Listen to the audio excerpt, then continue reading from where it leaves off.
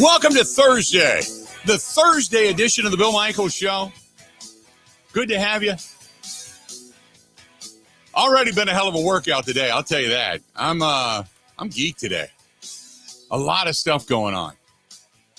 I'll tell you about it coming up here in just a minute. 877-867-1670, 877-867-1670. Today is the day Pat Murphy gets officially introduced as the new manager of the Milwaukee Brewers. People excited about Ricky. Let me ask you this. People are excited about Ricky Weeks being the bench coach. Why? I'm not knocking it. I just want to know why. Why? That's one of my questions today. And again, I'm not knocking it. If you're excited, that's great. But I wanted to know why. For what reason Ricky Weeks being the bench coach excites you? I just find it interesting. That we've got to the Bucks without Giannis last night. They rolled last night. No problem. And the Celtics knock off the 76ers in the matchup of the top teams in the East. Boston now on top. And Boston looks really good. Really good. And if the Bucks think that they're going to own the East, they got their work cut out for them. I'll tell you that right now. Boston looks really good. So we got Pat Murphy being introduced. The Bucks roll last night. You got fantasy football today with the Charch coming up. And the Packers back on the practice field. We'll hear from Matt LaFleur, hear from Jordan Love, all that kind of good stuff out of the locker room today. Again, if you want to get a hold of us, 877-867-1670, 877-867-1670. If you want to get a hold of us, also, if you want to hit us up over on Twitter, at Bill_Michaels, or at Wisco Grant over on Twitter, Instagram, The Bill Michaels Show on Instagram, The Bill Michaels Show on Instagram, Facebook, go to facebook.com/The Bill Michaels Show. You've got YouTube. People continue to watch. It's really weird because I can't get over how many people watch the program. And a lot of people in the area, of course. It's not like we got millions like Pat McAfee or anything like that, but we just got a good group of people in the state that does. So if you do watch us, subscribe to us. We appreciate that. Just hit the subscribe button. But go to subscribe and then smash it. YouTube.com/Bill Michaels Show. Same thing on Twitch TV, on the Twitch app, on the Kick app that you download. And you can find us on LinkedIn as well. If you're the business type and you want to watch us on LinkedIn, you can email the program, thebillmichaels@gmail.com. You can also track us down on the website, thebillmichaels.com, and listen anywhere and everywhere on the Zone Madison app, the Zone Madison, ZONE. And then afterwards on Spotify, Apple iTunes, Google Podcasts, wherever your favorite podcasts are. Grant Bills, how are you doing today? I'm doing really good, Bill. I am very glad the Bucks won and looked good last night. We needed that. We needed a little confidence builder. So that was a nice pick me up. They often struggle against Toronto. Toronto's always played this Bucks team tough. So I did not have high hopes going into last night, and they surprised me. That was nice. Today we have kind of a town hall meeting where we invite a lot of different prospective sponsors and people that participate in a lot of our charitable stuff for Fisher House, Wisconsin. So we have a town hall meeting today down at the Milwaukee and the Wisconsin War Memorial. So I'm looking forward to that. And it's right after the show. So I'm bolting out of here today. But because of that, last night it's like 2 a.m. Have you ever done the within the next 24 hours delivery of Amazon?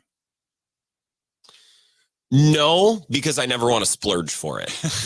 That would be my answer. Well, it's part of, I don't know what I pay for Prime. It's not expensive, but I pay for Prime because I also have Amazon Prime TV and all that kind of stuff.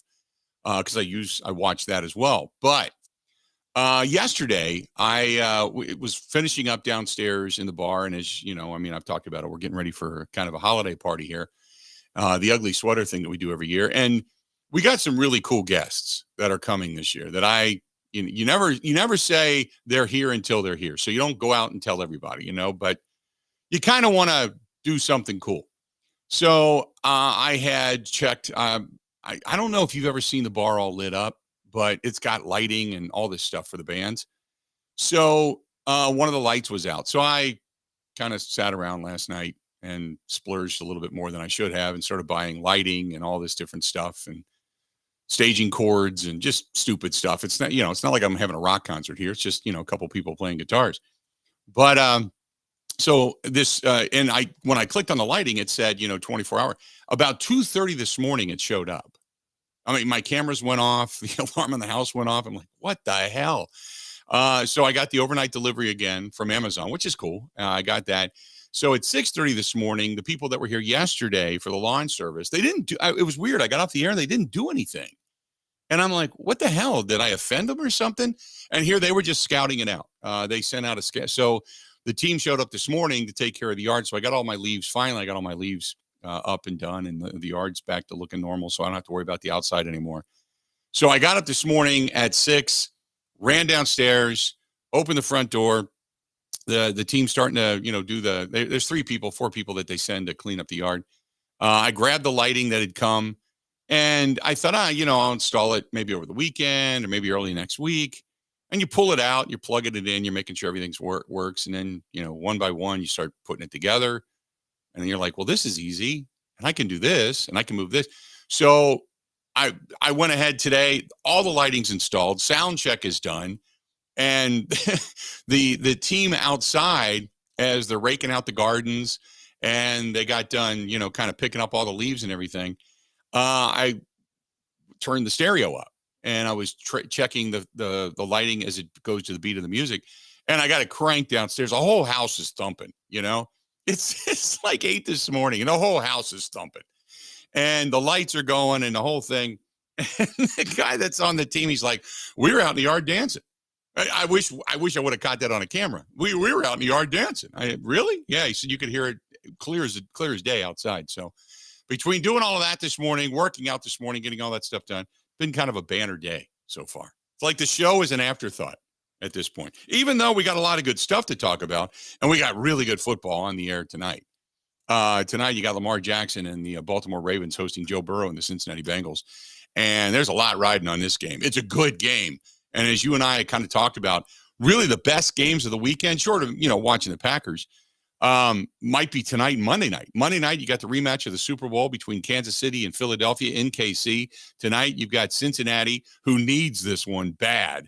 They have to get this thing tonight. They're without T. Higgins. They got some of their defenders are down. They're a little bit banged up. Jamar Chase is questionable coming into the game. Looks like he's going to play and give it a go, but he was questionable all week. And yet Cincinnati's going in to face Lamar Jackson and company. And they just got done getting beat by Cleveland this past weekend. So they're angry and ready to go. Cincinnati got beat by Houston. They're angry and ready to go and desperately need this thing. So I have a feeling we should see a good game tonight or a good matchup tonight. What scares me is we end up getting these two teams and then we get some craptastic blowout. That just it's so anticlimactic. Isn't that always the way it happens? Well, what's nice about tonight's game, Bill, is whether it's a good game or not, there will be stakes. Right? Yes. Like on Monday night, we had Vegas and the New York Jets. And it's like, well, this game sucks and it doesn't mean anything. If tonight's game sucks, at least it feels like it's important and there's actually a reason for us to watch. So I guess that's the silver lining. But I'm hoping for a good game. I want to see Joe Burrow cook tonight. Yeah, I'm looking forward to it. I hope Cincinnati wins just to keep that division tight. Because if Cincinnati doesn't win, I think it's pretty much done. To be perfectly honest with you, I think it's over. I think Baltimore will go on, win the division, win it going away. Cincinnati might not even make the postseason.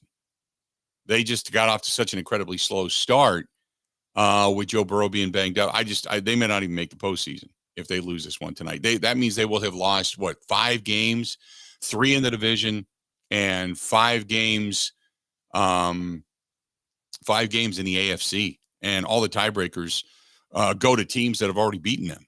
So and teams that have beaten them are in the hunt for the postseason. So it's not like Cincinnati's going to vault somebody. So anyway, long story short, you got a big one coming up tonight. So excited about that. 877-867-1670. I saw the post that said the Milwaukee Brewers says back home where he belongs. Congratulations to the new associate manager, not bench coach, associate manager, Ricky Weeks. Here's my question. And I was watching Twitter. Oh, this is great. The whole thing. Can I ask why? Can I ask why? Are you excited about that? Other than just because Ricky Weeks was one of the guys that came up and played in the system and was a Milwaukee Brewer. Is there any other reason that you're excited about this, Grant? Well, that's a good question. I think part of the reason we're excited is because he is familiar with the Brewers and he played with the Brewers, and I think people are more likely to succeed with the Brewers if they have experience at the organization. So that's one reason. I also just believe that the Brewers know what they're doing. For as much as we make fun of them and for as frustrating as they've been sometimes, they're really good at this. Okay. So if they see something in Ricky Weeks and they've been investing in him and building him up, then I'm inclined to believe that he's going to be very good at whatever they ask him to do. Okay. That's why I'm excited. That's fair. I wanted to know because yesterday when we were talking about Ricky Weeks over on the live stream, there was a lot of sarcasm. Like, oh my God, are you kidding me? He was a strikeout king and couldn't hit, couldn't put the ball in play. Don't let him anywhere near the hitters, blah, blah, blah, blah, blah. And it was just all this sarcasm. Today, it's just the opposite. And it's like, where is all this coming from? It was, not that I knock it. It's so the pendulum swings so far in both directions. And I agree with you. I think he's just a guy that knows the system. He knows the inner workings of the team. He, has been in that clubhouse, knows these fans. There's a lot of reasons to be excited. But when it comes to the acumen of baseball, when it comes to the ability to back up your manager and help your manager, disagree with your manager, give him another option, an avenue to think down as the manager, I don't know. I mean, I legitimately don't know. I don't know what Ricky brings to the table. I'm excited because it's Ricky Weeks. People know him. He's familiar. It's you can never say you can go home again, but it's kind of going home again. He's not playing second base, but he's kind of going home again. And that's kind of cool. That's a cool story. But what I started to read was about, oh my God, he's a great addition. Oh my God, this and that. And I'm like, what makes you think that he's this incredibly great manager in waiting, like he's going to pick up where Craig Counsell left off, but just as the assistant. And I think I get a lot of the response, like Pac Fan. Pac Fan says fans are just fired up because it's somebody we know. That's as simple as that. And I can completely agree with that. 100%. Once upon a time, you could have said all the same things about Craig Counsell, though, right? Right. That's all he was when he started out with the Brewers and first got the manager job. Craig, I thought to myself, and Craig B over on the live stream says something too. He says, because he wants to be here. And that goes a long way with the fan base for people that want to be here. And then completely agree. When Craig took over, my first thought, now championship wise, I wasn't thinking this, but my first thought was Tommy Lasorda, Sparky Anderson, because neither was a very good baseball player when it came to playing in the majors, but they worked their tail off to get there and to figure the game out so they could excel in certain areas where their abilities just didn't take them. And that's what I thought about Craig. Craig was always very analytical, every time you talked to him, he was a very analytical guy. He was very much about situational baseball. He would talk to you about things when he was a player. And when guys like that have to utilize every facet of their mind to put themselves in the best position to be successful on the field, because they're not Mike Trout. They don't have that. They're not Shohei Ohtani. They're not those guys. They don't throw like Garrett Cole, who just won a Cy Young. They're not that guy. So they got to figure, he's not robbing you out.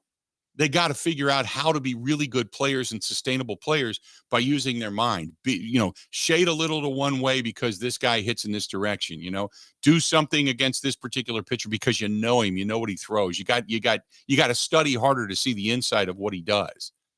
So anyway, long story short, I kind of felt like Craig would be good. I didn't know he'd be that good, but he was really good.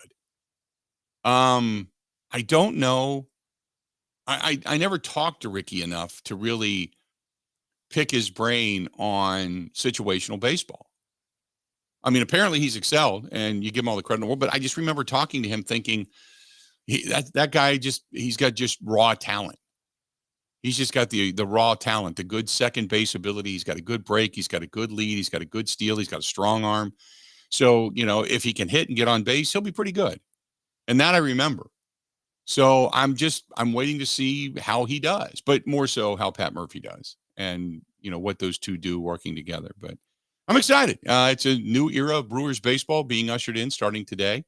About, 40 minutes from now, they're going to take to the podium at American Family Field, and they're going to start reintroducing both, and it'll be exciting.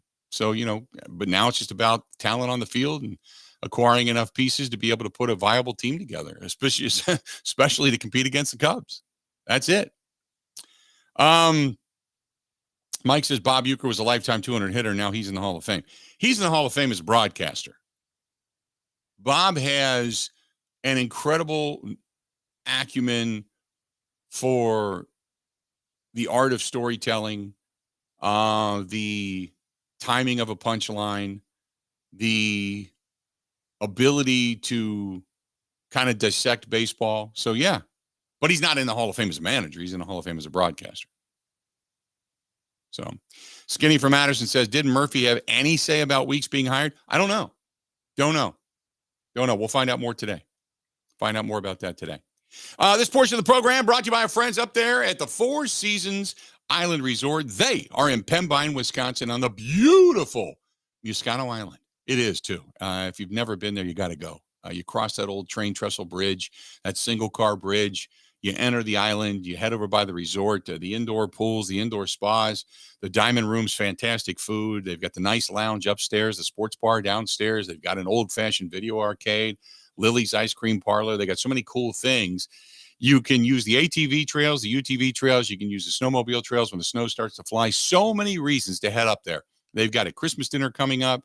They have also got a New Year's Eve party coming up. They've got Al Capone's birthday and kind of a tribute to the 20s coming up in January. So many things. Call Barb and get some percentages off, if you will, if you use our name. Say Michael's 15, but call Barb, B-A-R-B. Call Barb, 715-938-5110, 715-938-5110. That is the Four Seasons Island Resort. And if the snow starts to fly and you want to go skiing, Pine Mountain Resort, they run that one as well. So get a hold of Barb either way, 715-938-5110. Ready? This is the Bill Michaels Show on the Wisconsin Sports Zone Radio Network. Everywhere you look, from groceries to utilities to gas, prices keep going up. Pella Windows and Doors of Wisconsin can dramatically help lower your energy costs year-round by replacing drafty windows and doors in as little as 6 weeks. And now you can save even more by taking advantage of no interest and no down payment for up to 36 months when you order by November 30th. Bring the love of Wisconsin's outdoors in through the beauty and quality craftsmanship of Pella Windows and Doors. Whether you're updating or upgrading the look and comfort of your home, Pella has extensive lines of customizable options to meet your needs and your budget. Replacing drafty windows and doors can dramatically lower your energy costs. Pella Windows and Doors of Wisconsin offers some of the most energy efficient windows in the industry. 0% interest and no down payment for up to 36 months when you order by November 30th. Set your free in-home consultation today at PellaWI.com. Certain restrictions apply. See showroom for details. Offer ends 11/30/2023.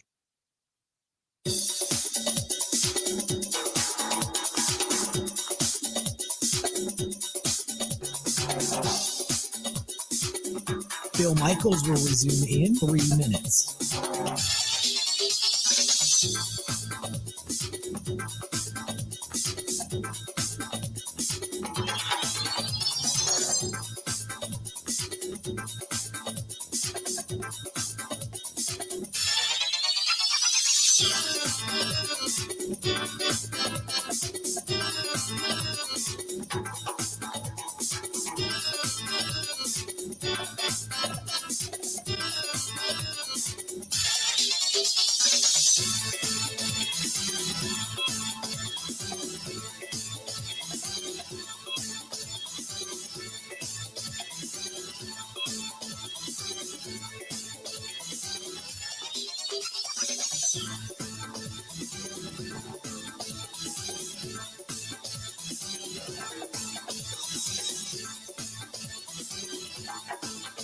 Bill Michaels will resume in 2 minutes.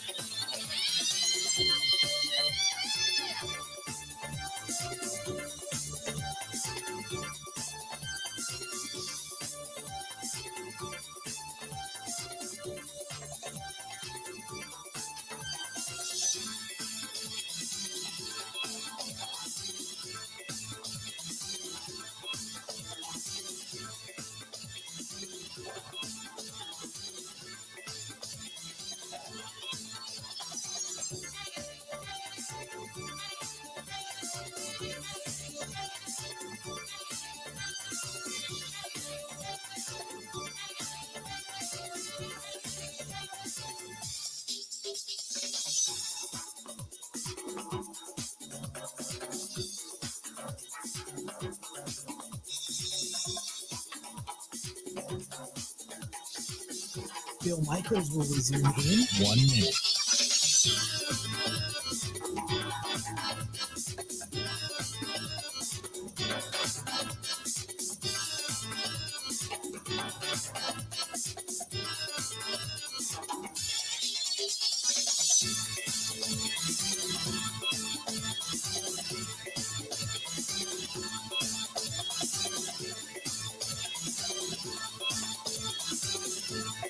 Bill Michaels will resume in 30 seconds.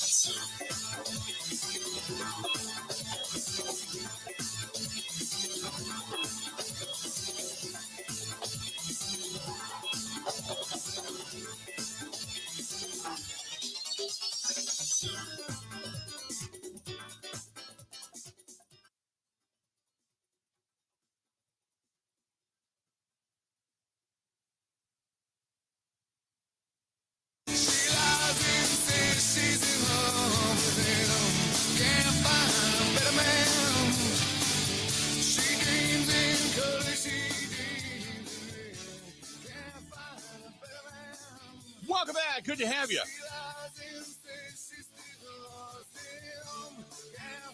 Bill Michaels Show. Continuing on this Thursday.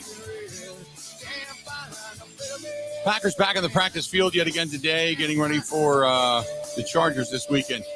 This game coming up on Sunday, to me, is, and I hate to say this because the season, as far as going to the playoffs, is that's not even a thought. I think we can all agree that's not even a thought right now. But to me, this is if it's not a must win, it is a must look really good. Would you agree, Dan? Yeah, I think so. And I think they will. I think this offense is putting some things together. I'd like them to score more than 20 points. If they do that, I think I'm happy. Right. One of my, I wrote down some notes. First of all, get above 20 completely. I want to see a first half score or two, and then follow that up a complete 4 full quarters. But if you don't win this one and you don't look good, and then you get spanked by Detroit, and then you get spanked by Kansas City, I can't help but think that the discussion is that this team, talent-wise, ability to win-wise, maybe coaching-wise, is extremely far away. Now, some are rooting for this team to go down in flames. I mean, they want a house cleaning. They want everybody to be evaluated. They want Goody gone. They want LaFleur gone. They want Barry gone. I mean, they want the house cleaned. So they're rooting for the demise of the Green Bay Packers. If you're a Packers fan, I don't necessarily go in that direction. I understand it, but I don't agree with it. But if this team, think about this now, if this team gets beat, and let's say they get beat, they got to go on the road and play the Lions on Thanksgiving Day. You're going to get that, what is it? I think it's a Sunday night game against Kansas City. So you'll have that Sunday night game. If you lose these 3 and get walloped doing it, first of all, I can't imagine that they would keep then the Packers. Maybe they will. I don't know. On the Monday night schedule, the Packers and the Giants, although it's two storied franchises, people will be watching. But by the time you get ready to come home for the Buccaneers and then the Bears, tickets are going to be going for $5 a piece. People will be breaking into car windows, leaving them on dashboards. There won't be anybody there on the 17th of December and on January, or what is it? January, I think 7th, January 7th, because New Year's Eve, they're on the road. They play the Vikings on the road. So I can't imagine. The one thing that Mark Murphy does not want is a noon game on Fox via the Buccaneers and whatever time they determine that Bears game to be. I can't imagine they want just a stadium of, at best, 3/4 full of fans, especially if it's nasty weather. To me, that would be like just. It was the other day or I shouldn't say the other day, but for the Rams game. I can't remember the last time that the stadium was 3/4 full 5 minutes before kickoff. People weren't there. I mean, they came in, they showed up, but people weren't there. Normally they're there early. Now the Rams, they don't travel. Like the week before, the Vikings, they had people there. A lot of people came over to see the Vikings, to see Kirk Cousins and company. They came over to see that game. So you did get the local crowd, so to speak, that made the 5-6 hour trek from Minneapolis to come over and catch the Vikings game. But you won't have any fans really traveling from Tampa Bay. I mean, what do they come up there? You know, they're not coming here. And then the Bears fans, it's a rivalry, but the Bears know they're out of it. By that time, the Packers are probably going to know they're out of it. And other than the storied rivalry, just to be a part of it, I can't imagine you're going to have a packed stadium, especially if it's nasty weather. I can't see it. And that's the one thing Mark Murphy doesn't want to see. He doesn't want to see a stadium half empty to a quarter empty where people just didn't show up. Tickets are going for $5. The secondary market's all but dead, you know. So I can't imagine that. So I think there's a lot riding on this Chargers game and the next couple. Because if you win the Chargers game, maybe you steal one against the Lions or the Chiefs. I know. I'm talking crazy. What was I smoking earlier today? But I'm just saying maybe. But if you get the win against the Giants, at least you get 2 out of your last 4. And then you got a shot at beating the Buccaneers, probably a shot at beating the Panthers, maybe a shot at beating the Vikings in Minnesota, and you know you'll beat the Bears. Maybe you get that little bit of a run where you get this end of season push, you know, where suddenly you've got some optimism to look forward to as things begin to kind of work out. And then you're talking more than 6-7 wins. So then there's at least a little bit of futuristic excitement. But that's why they need this one. Need this one big time. Let's see. They got 3 wins now. So let's say they beat the Chargers. They beat the Giants. That's 5. Beat the Buccaneers in cold weather. That's 6. Beat the Panthers. That's 7.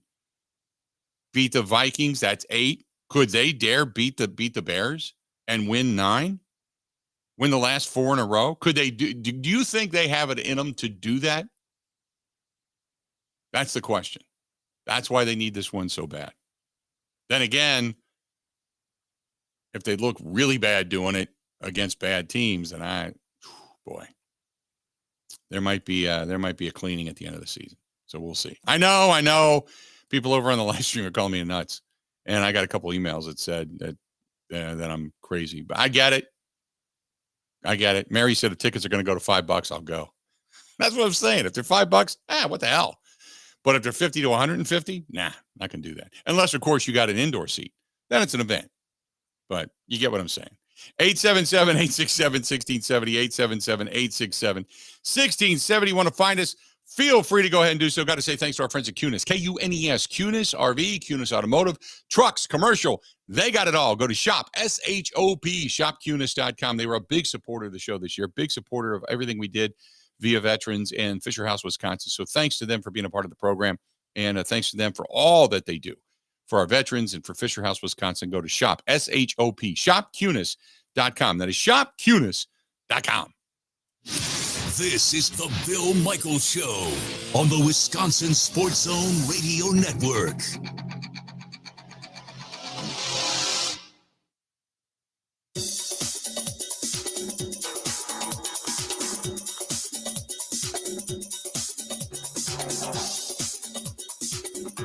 Bill Michaels will resume in 5 minutes.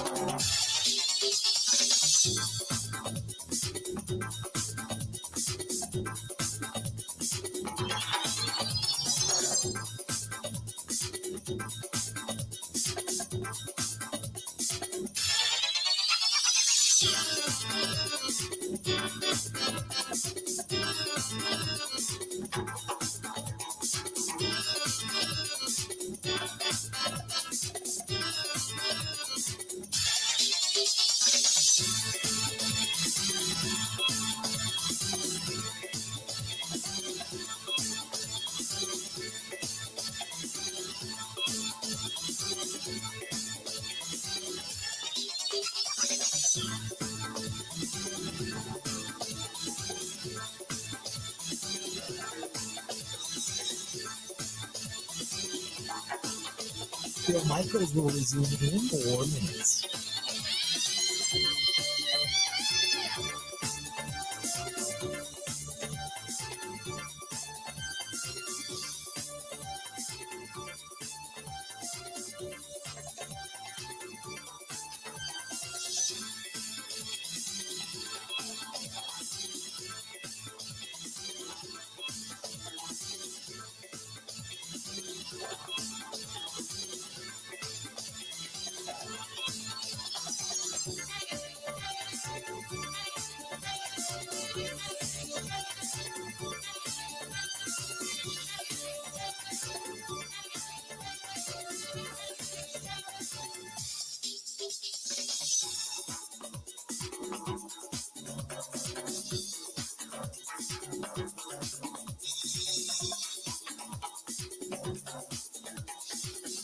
Bill Michaels will resume in 3 minutes.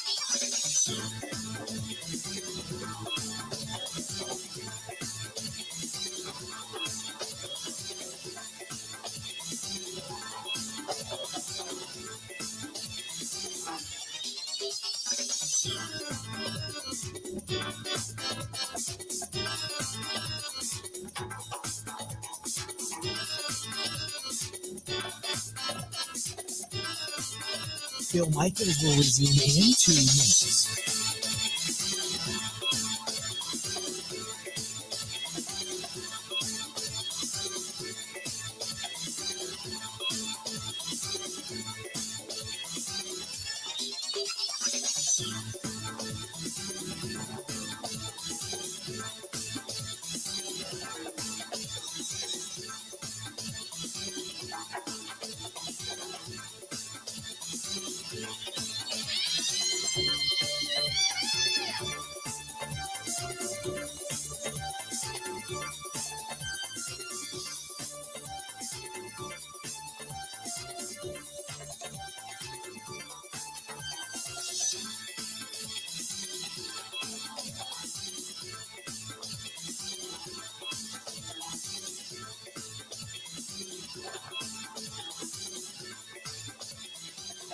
Bill Michaels will resume in 1 minute.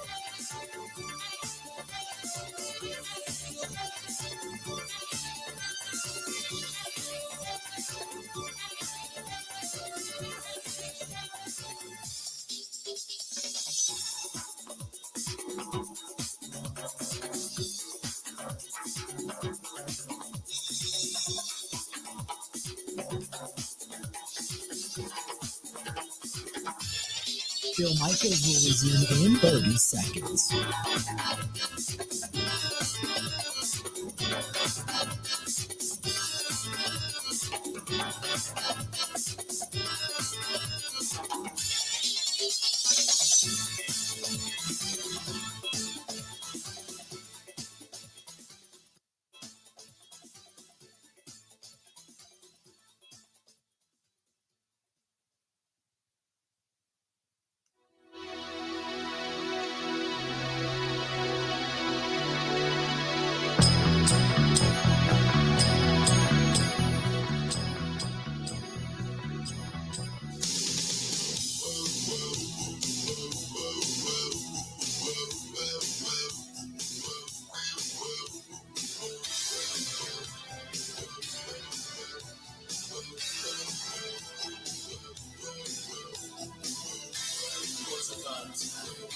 Good to have you back. Phil Michaels Show. Hey, if you are out in the La Crosse area or anywhere in the surrounding areas, check out our friends at Buzzard Billy's.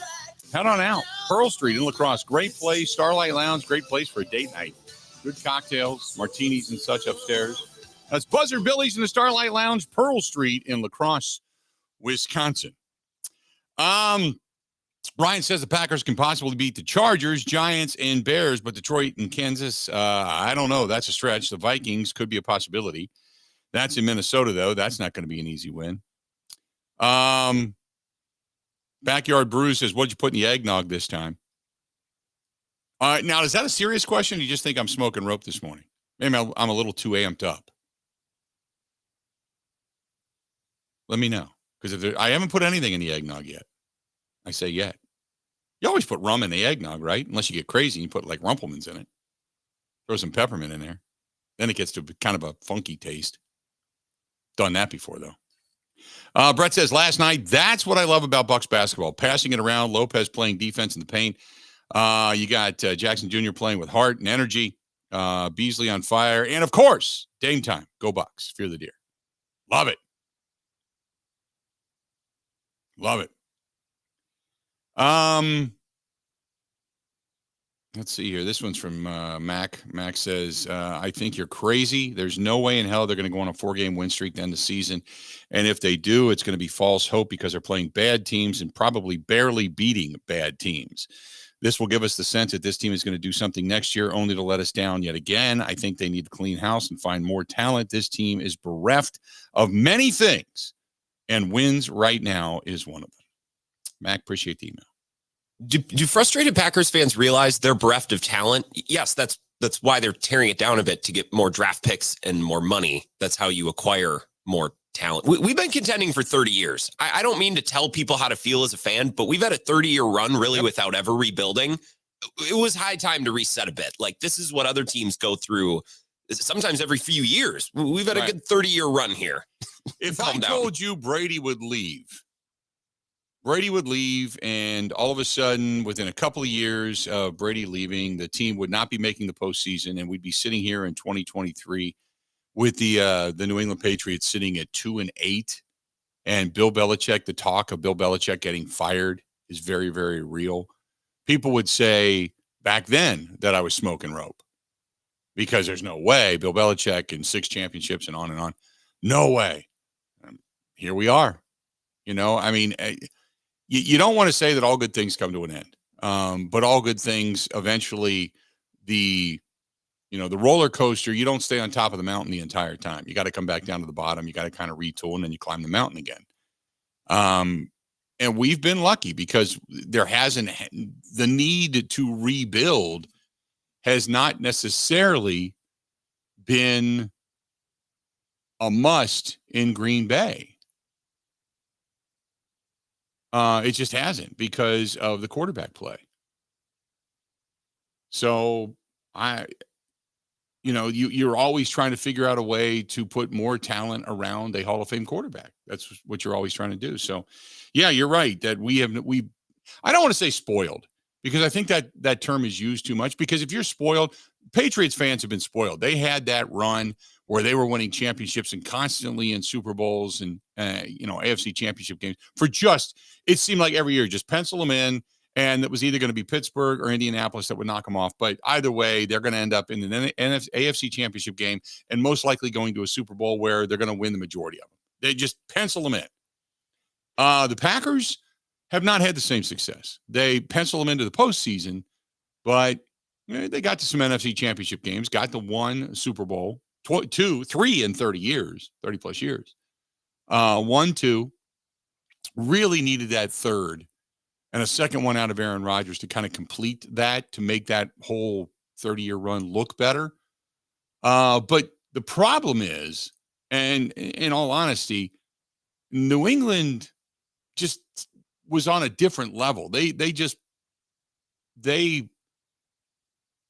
set the bar differently. They just did. Pittsburgh won a couple. Packers won a couple. Giants won a couple. Kansas City won a few. Kansas City's kind of that modern era, if you will. And you can go through the laundry list of teams. Seattle won one, got back to another one. The Ravens won one. San Francisco got there. You can go through that laundry list of teams that had some success and they can hang their hat on something. But the Patriots that's what we compared everything to. Well, the Patriots do this. Bill Belichick's winning this. He's the winningest coach. He's got this. He's got that. Percentage-wise, it's crazy. But, in reality, the Packers actually did really well in the comparison for the rest of the league. It's just the Patriots set the bar so incredibly high. But had I said to you 3-4 years ago that Bill Belichick would be out of a job and they'd be 2-8 sitting in 2023, I think you'd think I was crazy. Now seeing what's gone on with the Patriots, none of it's surprising. It's like, oh, so they didn't find the right quarterback and They still don't have good skill position players. Their defense is injured. So it makes sense seeing what we've seen now. I don't like the spoiled word about the Packers, Bill, because we didn't win titles. Right. But here's what I like to say. We woke up every Sunday for about 30 years expecting our team would win. Correct. And if they didn't win, something's wrong. And that's maybe not privilege, but we've had it pretty good for a long time. So a rebuilding year, come on, don't let it kill you. It's not that big of a deal. Right. Did you see, speaking of that, did you see Gronk and what he had to say? He believes about the Patriots? Yeah, he believes that Mac Jones needs to ask for a release. He said, he's got to get out of there. His exact words were, I think Mac Jones should ultimately, even right now, just go and ask for his release. He was on the Up and Adams show yesterday. He said, if you're talking to me about what he should do, he should ask for his release. And then if he gets it granted, he should go sign with the Cleveland Browns and start a new career right there. They need a new quarterback. Imagine that. How wild would that be? And he said, he said he's been lackluster. The Browns are desperate, of course. And he said he's got some weapons around him, and that would determine if Mac Jones is actually the real deal or not. I think he's a decent quarterback. I think he'll definitely be in the NFL for a little bit, even if he's going to be as a backup for a little while somewhere else. But he feels that he should ask because he doesn't feel he's even respected inside the walls of Gillette Stadium. That he doesn't even think Bill Belichick respects him. I mean, that's strong coming from Gronk. That's strong. Now, Gronk is not that Patriot for life kind of guy like Tom Brady was when he went back and got honored and such. Gronk is more of a commentator now, and he's kind of telling it honest, but some strong thought when you talk about the Patriots organization, some strong thoughts said, hey, I don't even think he's respected. I don't even think he's respected there. Do you think that's unique to Mac Jones, or do you think that's just another example in a long line of examples where Bill Belichick he reams guys out? That's the way that he coaches. And for some, and it really worked for Tom Brady because he liked it. I think towards the end, he got sick of it. But I think Belichick over the years found coachable guys that could really deal with it. I don't know if that's how athletes are wired anymore in 2023. Right. I think but that's a great question. I think there's a couple of things that are working against Mac Jones. One, he's not Tom Brady. So he was always going to be a disappointment. You never want to be the guy that replaces the guy. We got really, Steve Young, very lucky. And even he had to live in Joe Montana's shadow for a while, but got very lucky. Aaron Rodgers, he had so many stumbling blocks to get over for Packers fans to finally accept him. And then he took off and ran with it, But Mac Jones, after following up after Tom Brady, anything he did less than getting deep into the postseason was never going to be acceptable. And when you have that kind of pressure, which is why, look, his first year and that team having a winning record, I was like, wow, what an incredible coaching job Bill Belichick did. What an incredible find they found in Mac Jones. Because I never thought Mac Jones was going to be great. I think he was just a quarterback that they needed and they took. And I felt much like you thought that he was just a coachable guy. So I thought the first year, even maybe the second to a certain extent, like it was a pretty good coaching job, but they gave him Matt Patricia, which it was the worst thing they could have done. And Bill O'Brien sucks. Two guys to work with him that nobody thought would ever work. The only reason they were there is because they're buddies of Bill. And Bill runs the show. And he couldn't have done any more of a disservice to Mac Jones by putting those two clowns as their offensive coordinator in New England. You know, at least McDaniel is a good offensive coordinator. Had he stayed, maybe Mac Jones has more progress. But Bill Belichick did him zero favors and then expected him to be good.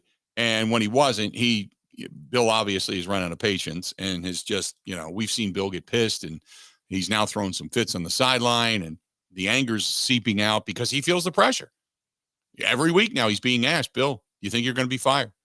Bill, you're going to give up being a general manager? Bill, and he says, I'm on to the next team. I'm on to the next game. You can't say it anymore. I mean, you can because you're Bill Belichick, but now you're a joke. Now you're not even being taken serious anymore to have that act. You're not even winning. You're a 2-8 kind of clown right now. So people look at you as dead man walking, or at least you should be. So Bill Belichick did Mac Jones no favor. So I agree with Gronk. Look, if I'm Mac Jones and I feel I'm not being respected, I say, hey, can I get out right now? Can you just trade me away to Cleveland? Get some draft choices, put in Bailey Zappi, be happy, and move on. You know, you've already replaced me once with Bailey Zappi. Go ahead and do it. You're not going anywhere. So just give Bailey Zappi the reins. Let me out of here. I'll go play for Cleveland. I'll play with a really good snot locker defense and maybe a few weapons around me that I can actually throw the ball to, and an offensive coordinator that I don't think is a joke, and move on. That's not a bad idea. Not a bad idea at all. 877-867-1670, 877-867-1670. Let's do this. We'll step away. We'll take a quick break. Lux Golf Bays down in Franklin, Luxe, luxgolfbays.com. I know it's going to get cold starting tomorrow, but you can still head down to the heated bays, get your game on, keep your swing intact all throughout the winter months. You never have to put the clubs away. They never have to collect dust. They never have to be full of cobwebs and even a mouse in the bottom of the bag by the end of the offseason. Keep going to Lux Golf Bays down in Franklin, Luxe, luxgolfbays.com. That's luxgolfbays.com. Covering Wisconsin sports like a blanket. This is the Bill Michaels Show on the Wisconsin Sports Zone Radio Network.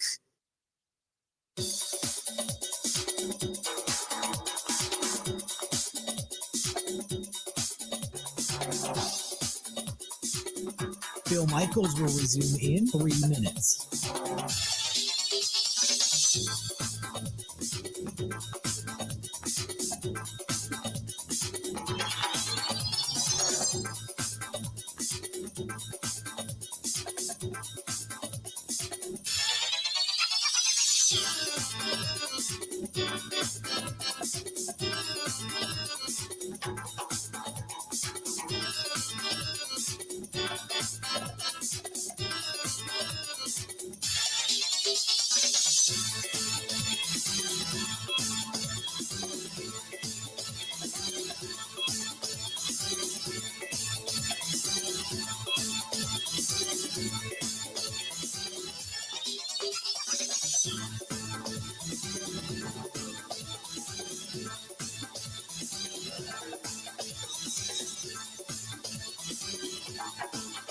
Bill Michaels will resume in 2 minutes.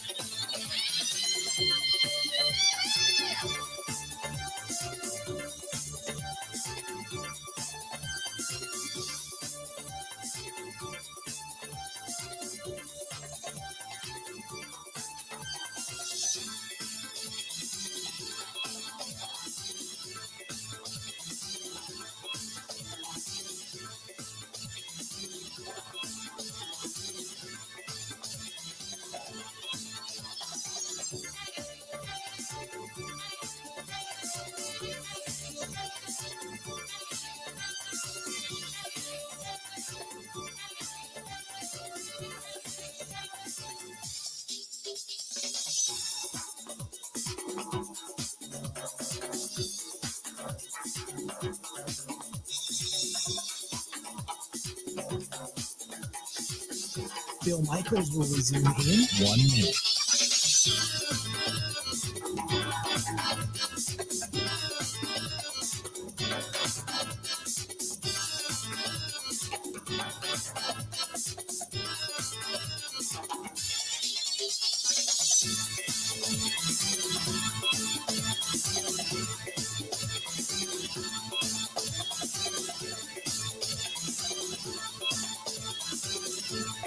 Bill Michaels will resume in 30 seconds.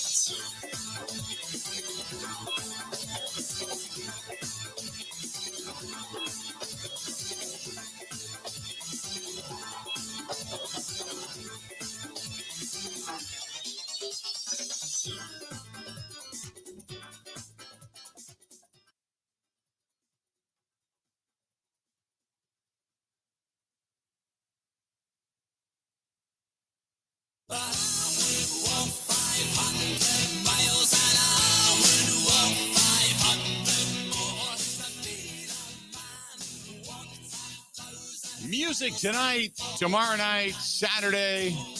They have the games on the big screens, all that kind of good stuff. Nice Ash, theniceash.com. 323 West Main Street, downtown Waukesha. If you're looking for some entertainment, whether it's hanging out at the bar or table or sitting in those big, comfortable leather chairs up front, watching the world go by, that's the Nice Ash Cigar Bar, 323 West Main Street, downtown Waukesha. They have the big humidor. They have hookahs, all different types of flavors, and they have a bourbon and whiskey club. They do poker on Monday nights, so a lot of good stuff, and a really just a great place with even better people. So that's our friends at theniceash.com, theniceash.com. 877-867-1670. Mark says, as long as the Packers can make the playoffs, anything can happen. Are you talking about this year or just in general? I mean, what I stated earlier about the wins, I don't think will happen. Okay, because I just haven't seen enough. I mean, just what little we saw. And by the way, I said trade Mac Jones. The trade deadline's passed. You can't do that. So it would have to be his outright release, and they're not going to do that either. Unless they just absolutely have had it with him, but they're going to want something in return, and you're not going to trade him away at this point because you can't. So I wanted to make sure we were clear on that. But do I believe it? No, I can't say it with a straight face. What we saw in Pittsburgh was, again, a half of football. This time it was the first half versus the second half. They just can't put a whole contest together. So I think that's why this game coming up is a must-look-good game, because I think you're getting ready to get dump trucked by the Lions and by Kansas City. The one thing I will say about the Lions game, and I had a buddy of mine said, hey, you're going to watch that Packers game? And I'm like, well, I got to. We're going to do the Green and Gold post-game show, and we're going to be live in Rhode Island doing it, and I'm looking forward to it. It should be a lot of fun, and I'm going to show you on camera what quahog stuffing looks like. So there's some things to look forward to. But the thing about it is with the Packers, even if they get dump trucked, until something else comes on, it's the only game in town. So the tradition for most, I mean, not just myself, but the tradition for most is you wake up in the morning, and now we don't have to cook because we're going to be traveling. We're going back to see Kristen's family. But you get up, and then I'm going to go get ready for the show. But they're going to be cooking. The Macy's Thanksgiving Day Parade is on. Whatever channel you happen to watch it on, that's on. It's on in the background. It feels like the beginning of the holidays, like the official kind of start for the holidays. And then you can smell it. You can smell whatever it is, turkey or whatever. And whether you fry it or you bake it or whatever. But you can smell it. The house starts to have that smell, and then football comes on, and then you just kind of naturally absorb into the day, and it's football. I don't even know what games we have on coming up this next Thursday. I know, we know the Packers are the early game. I don't even know what the other games are, to be honest with you. I haven't even taken a look that far ahead. We barely. If it's Cowboys Giants, I'll cancel Thanksgiving. Yeah, Cowboys always play. But then there's the NBC night game as well. But I have not taken a look that far ahead, to be perfectly honest with you. So, let's see here. You got week 12. Oh, you got Cowboys, Commanders, Washington going to Dallas. And then the night game is San Francisco on the road taking on the Seahawks. Now, that'll be interesting because both teams sitting right now today as we speak, both teams at 6-3. So that'll be good. That'll be good. And then the rest of the week, you got some good games and some bad games. Oof. Like this week, this week is really good. Tonight, you started off, you got a really good game. You got a good matchup in the AFC North twice. You got tonight, and then on Sunday, you got the Steelers and the Browns. So that'll be a good game. You've got the Jets and the Bills are in a little bit of a downward slide, and the Jets beat them in the opener in overtime. So can they do it again, this time up in Buffalo? You got a Monday night game where the Eagles and the Chiefs, you got an upstart, resurgent Denver Broncos taking on the Vikings. You got a few good games this week. Next week, not as many. Not as many. A lot of yawners. All right, we got 1 hour now. We got a whole lot more coming up. Stay right where you're at. We got good stuff today. Ben Steele from the Journal-Sentinel is going to join us in just a little bit. We're going to hear from Matt LaFleur.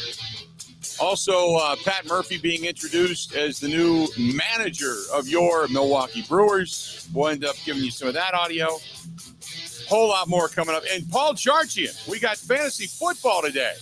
The Bill Michaels Show. We roll on. More after this. Stay right where you're at.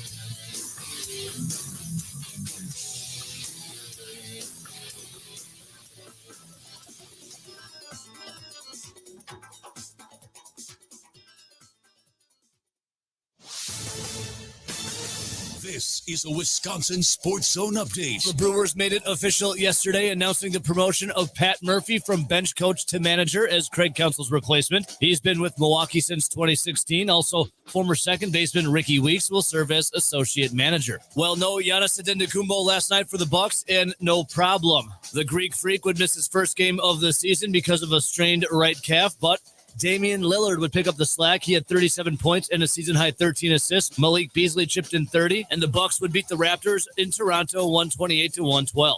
Up next, Milwaukee visits the Charlotte Hornets on Friday in an in-season tournament game. Turning to Wisconsin basketball, they're looking to put Tuesday night's disaster against Providence behind them. Coach Greg Gard even questioned his team's toughness afterwards, including the inability of big man Stephen Crowell and Tyler Wall to finish around the rim. The Badgers will host Robert Morris tomorrow night at the Kohl Center for a 6 o'clock tip. LIUNA stands for the Laborers International Union of North America, a skilled and experienced union with the skills and safety training to be your workforce solution for the Wisconsin construction industry. LIUNA Wisconsin members build infrastructure like roads, bridges, and skyscrapers, as well as solar and wind farms and even pipelines. LIUNA has a long and storied history as they celebrate 120 years as a union. Feel the power of a career as a member of LIUNA. Learn more at liunawisconsin.org. The Packers were back on the practice field yesterday as they prepared to take on the Chargers at Lambeau Field. They did so without cornerback Jair Alexander, though, as he continues to sit out with the shoulder injury. Linebacker Quay Walker was back after battling a groin injury. Kickoff Sunday, that's at noon. Turning to the Badgers, they welcome in Nebraska to Camp Randall on Saturday night for their home finale. Wisconsin needs just one more win to become bowl eligible. Kickoff on Saturday is at 6:30. For the Wisconsin Sports Zone Network, I'm Ebo.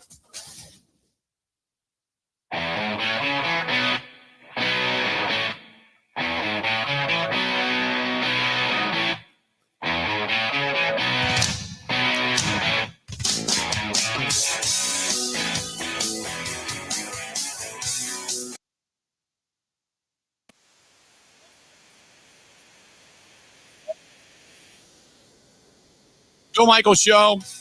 Tire Network. Tire Network is back on. Tire Network is back on. Good to have everybody today. You want to get a hold of us? 877-867-1670. 877-867-1670. You can find us On Twitter at Bill_Michaels, at Bill_Michaels. You can hear from Grant Bills at Wisco Grant. On Instagram, The Bill Michaels Show. 3 words, put them all together. Actually, 4 words, technically. And then you got Facebook. Go to facebook.com/The Bill Michaels Show. On YouTube, smash that subscribe button. Doesn't cost you anything. It's free. Don't worry about it. We're not going to charge you. We're not that kind of people, and we're not much. But go to YouTube. Go to youtube.com/Bill Michaels Show. Bill Michaels Show. You can find us there as well. Peter says, why do they need this? Just want to see love improve. I said it's not necessarily a must win, but it is a must play well. It is a must play well. 4 full quarters of football. If they do, I think they win the game. But why do they need this? Because if you got beat by Pittsburgh, you played 3 quarters of football, 2.5 quarters of football. If we get beat by the Chargers and play again, 2.5 quarters of football at home. And remember, it's going to be a little bit colder in Green Bay this weekend. The temperature's going to start falling, I think, high in the upper 40s.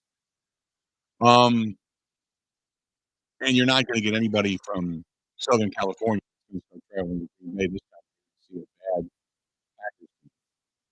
It's not like you have a giant Chargers contingency that comes here. There's going to be some people that want to kind of check off their bucket. Yeah, that's not in that. So I would assume you're going to have a few empty seats this week. Okay, and you start hunting season. So you're already going to lose a lot of people that are going to take off to the north, right? Because then you go to Detroit. If you get dump trucked by Detroit and Kansas City, by the time you go to come back home after that, you're not going to get much. You're not going to get much. 877-867-1670, 877-867-1670. If you want to find us, please feel free. Go ahead and do so. Again,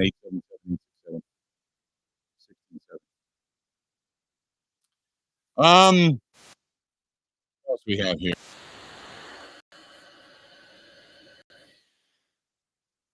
He says, hey guys, what is he saying? Oh, well, maybe we're having some audio issues. I don't know. I have to check. Didn't know. Kind of in and out, I guess. I guess. Oh, well, try to get it fixed later. It's been weird lately. I don't know why, but it's been a little bit off. So apologies. We're gonna hear from Matt LaFleur coming up here in a little bit too, by the way. Just an FYI, some of the comments he had from yesterday.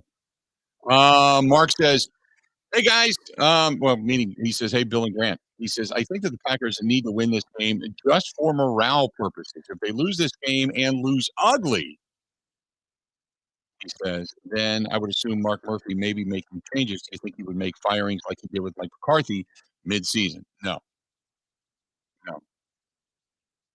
I don't think so. I don't think he would do that. I think that to be perfectly honest with you, I think that they're going to ride this out, and you are then going to make decisions at the end of the season. I don't. There's no in-season firing coming, not unless it just gets terribly, terribly bad. Otherwise, no, I don't think so. Just my opinion. Could be wrong, but just my opinion.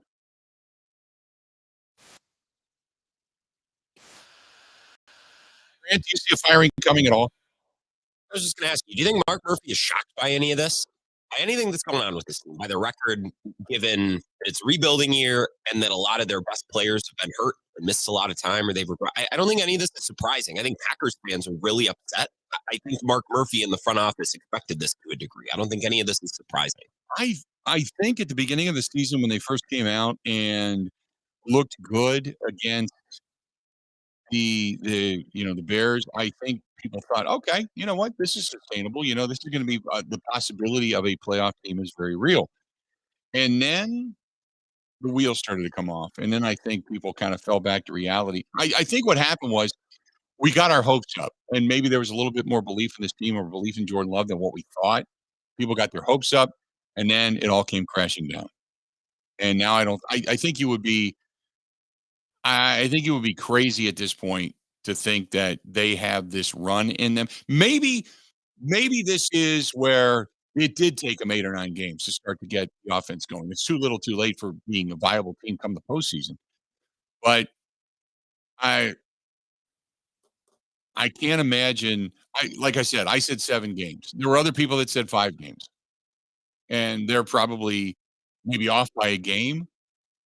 Between 5 and 7, I think is a pretty good guess, just because we've seen this transition before.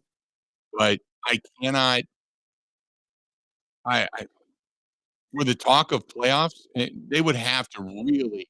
I mean, you would have to see Christian Watson emerge, the run game emerge. You would have to really see that. You would have to really see that. And I don't know. I don't see this team doing it, unfortunately. 877-867-1670, 877-867-1670. Will says, sorry, Grant, there was no talk about a rebuild. The only guy that talked about a rebuild was David Bakhtiari. Some people want to call it a rebuild. What's a rebuild? I mean, just a new quarterback? I don't know. They got rid of a Hall of Fame quarterback, and they lost maybe the best wide receiver in the league, and they have a bunch of dead money, and I don't know. They never came out and said it. Most general managers or most executives aren't going to come out and say, hey, guys, we're going to suck this. Be ready. Of course they're not going to see it. Yeah, everybody on the defense is the same. All the starters are the same. They were at the beginning of the season. Your offensive line was the same. Your running backs were the same. And the only thing that changed was your quarterback and your wideouts. And only one wideout is new and 2 tight ends are new. So, but you got younger because you got rid of old weight.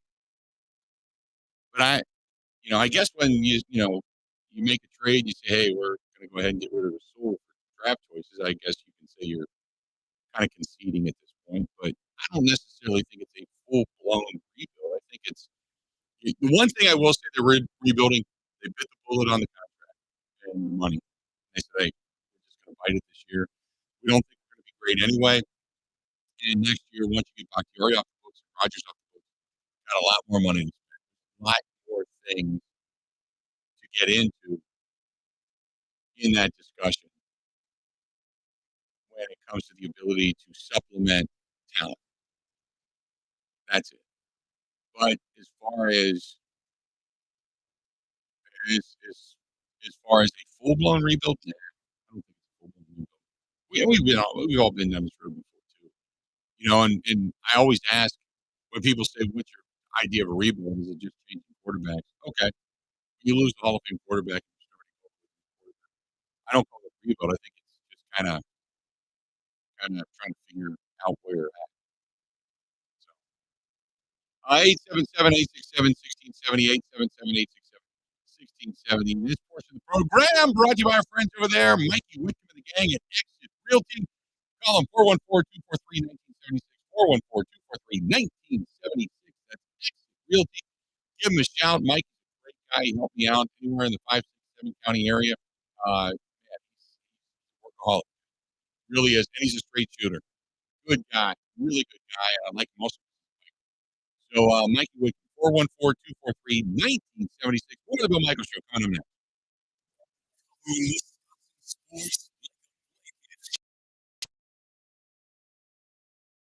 Since Sports Zone Radio. Everywhere you look, from groceries to utilities to gas, prices keep going up. Pella Windows and Doors of Wisconsin can dramatically help lower your energy costs year-round by replacing drafty windows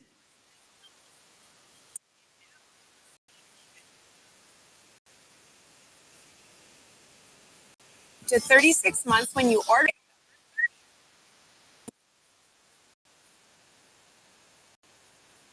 Pella Windows and Doors. Whether you're updating or upgrading the look and comfort of your home, Pella has extensive lines of customizable options to meet your needs and your budget. Replacing drafty windows and doors can dramatically lower your energy costs. Pella Windows and Doors of Wisconsin offers some of the most energy efficient windows in the industry. 0% interest and no down payment for up to 36 months when you order by November 30th. Set your free in-home consultation today at PellaWI.com. Certain restrictions apply. See showroom for details. Offer ends 11/30/2023.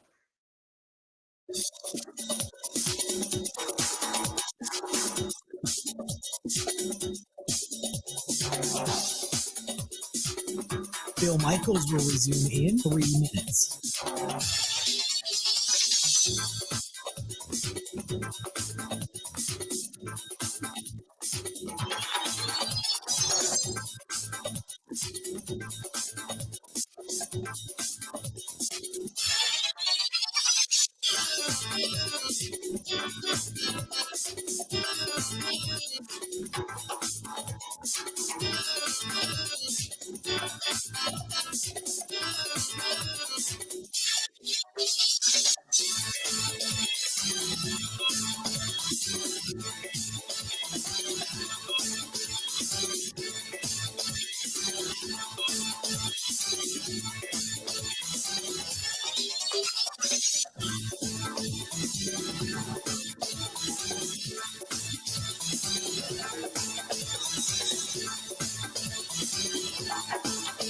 Bill Michaels will resume in 2 minutes.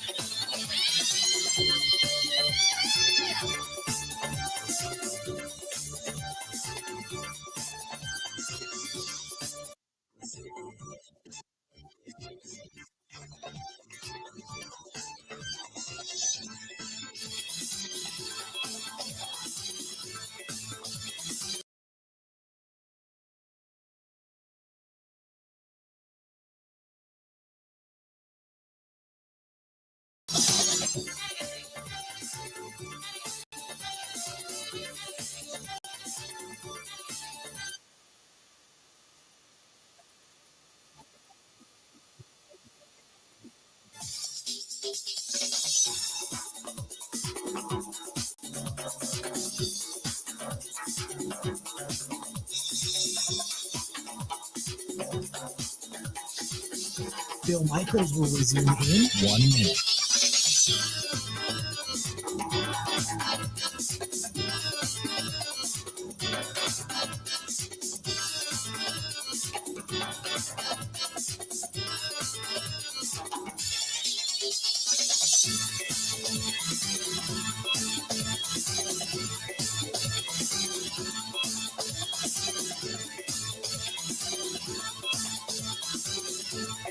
Bill Michaels will resume in 30 seconds.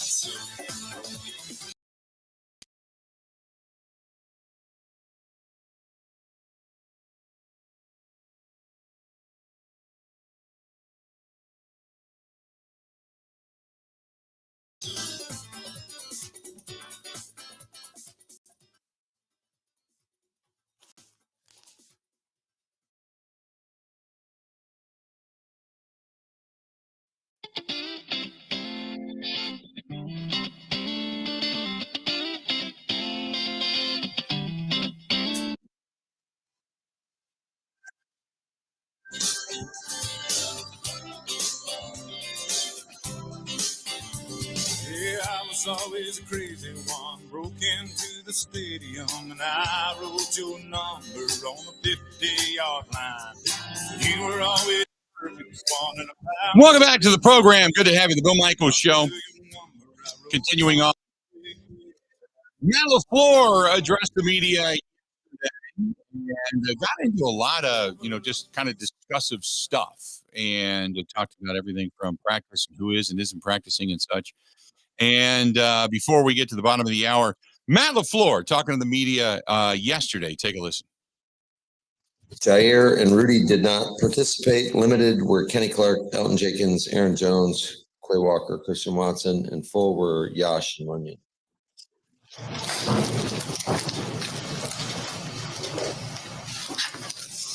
Just being safe with Rudy, or do you have a setback at all? Rudy Ford? Yeah. Yeah, we're working through it. Any particular reason you went kind of short today? Yeah, just kind of where we are physically right now. Like it was in the best interest of our guys. I challenged them to make sure that they're getting some form of recovery today. It was a mental day, and I thought the focus was there, and hopefully we'll see the speeds on Sunday. You go pads all this week or no? No pads this week. Matt, do you have a good handle on what's going on with Jair at this point? And is he better, worse, or the same? Well, he didn't practice, so I'd say I think he's getting better, but he's still not ready.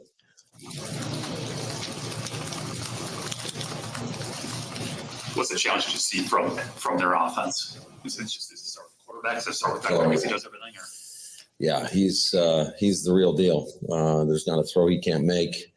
He does a great job protecting the football, makes great decisions, very decisive with throwing to tight windows. Keenan Allen's a monster. He leads them, and obviously Eckler's back there, and they've had some unfortunate injuries, but I think they got a lot of playmakers, guys that are capable of making explosion plays, but I think he's really the guy that drives the whole thing.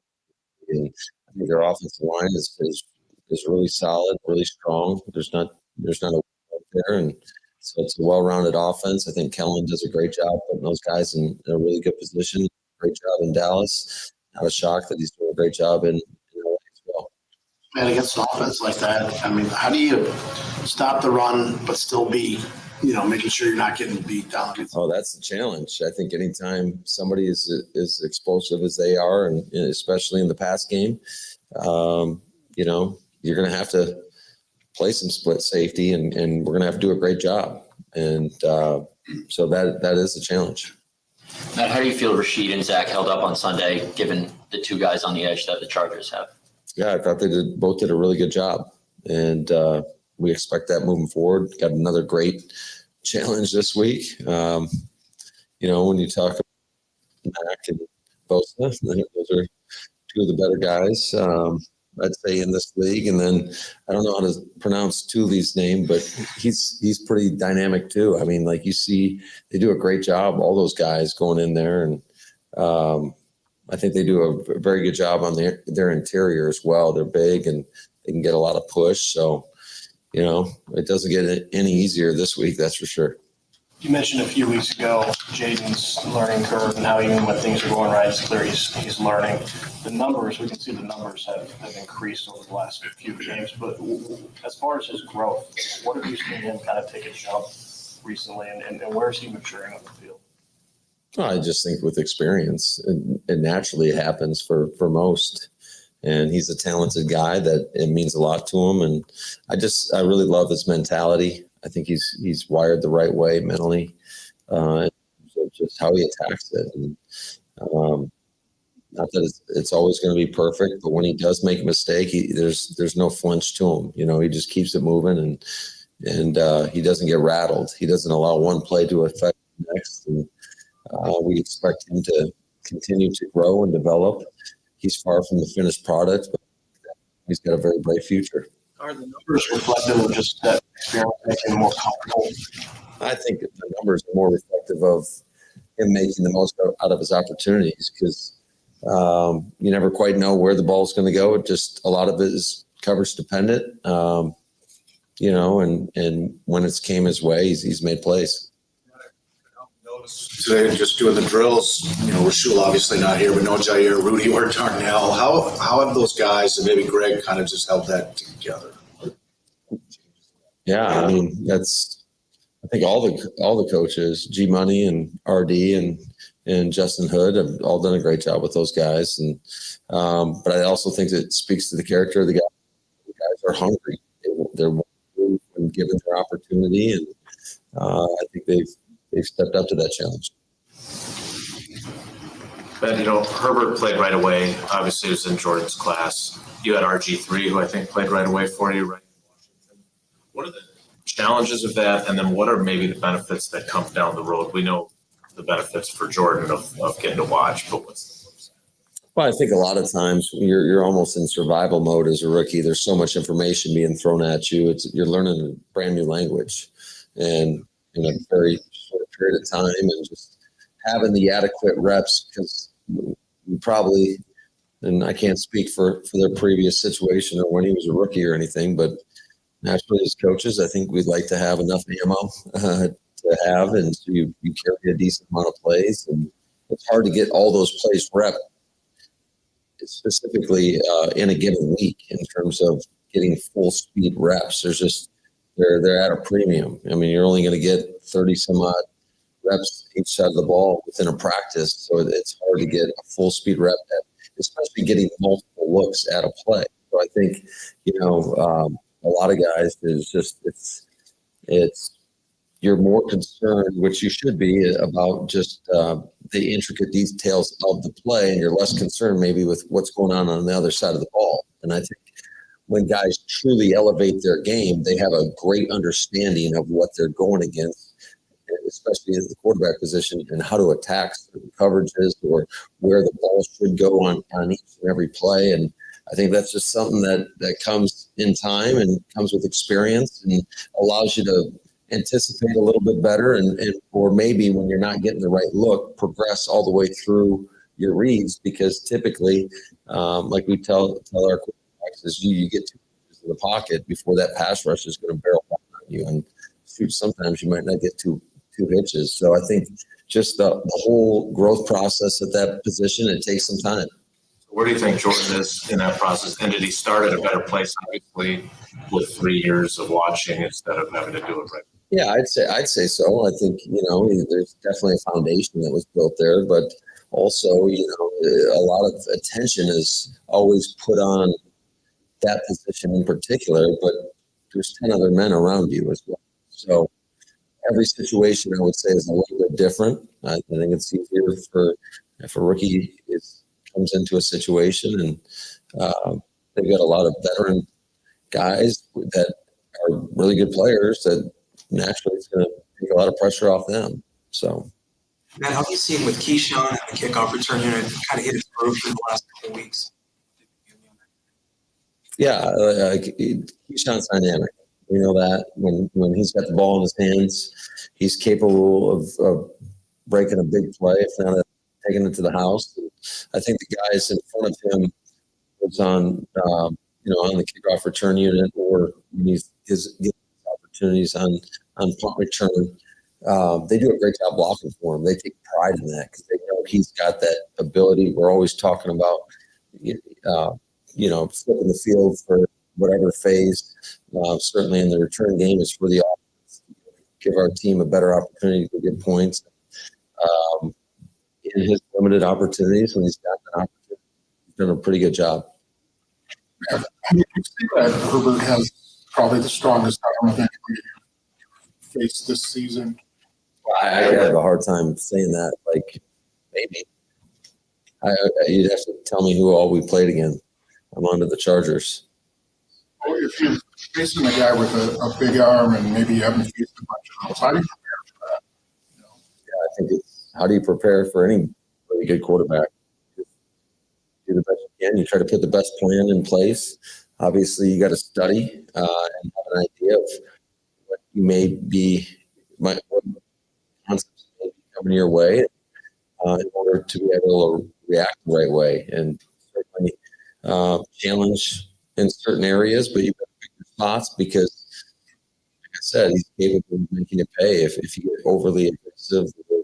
If you Keenan Allen one-on-one too much, he's going to make it pay eventually. I wanted to tell you about your young receivers that they all kind of gather together in the locker room and have that long conversation about where they're at, what they need to do. Well, you sure that's what they were talking about? They weren't talking about the latest TikTok video or anything like that. I mean, yeah, I think that's great. I think these guys care. It probably shows maturity. And, they want to get this thing right, because we all do. And so you want guys that are competitive and have that drive and are not going to get discouraged and are going to try to look inward and find solutions and keep working and keep battling. So I'd say that's a positive, if that's what they were actually talking about.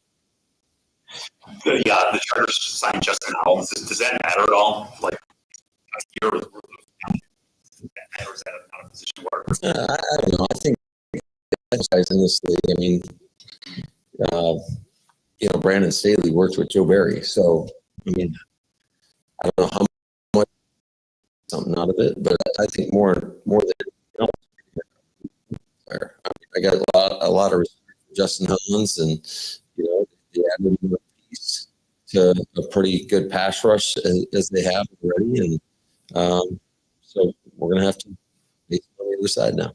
There you go. LaFleur yesterday, and somebody posted over on the live stream that he was getting. Yeah, I think he was saying it with a smile. I don't think getting chippy, really. To be honest with you, but that's just me. I mean, you can interpret it however you want, but I don't think he's getting chippy. I just think he's just kind of having some fun. He's relaxing a little bit, but also he knows big game coming up. And like he said, it's good that some of these guys, specifically the young guys, as the young receivers got together in Pittsburgh after the game, that they're taking it upon themselves to say, "Hey, look, we got to discuss some things and get better." 877-867-1670, 877-867-1670. You want to hit us up, please feel free to go ahead and do so. Again, 877-867-1670. We got a lot coming up today on the program, as a matter of fact. So let's do this. We're going to step away. We'll take a quick break. Don't forget, we got Ben Steele from the Journal Sentinel at about 15 minutes from now. And we'll talk with him a little bit, some college hoops and such.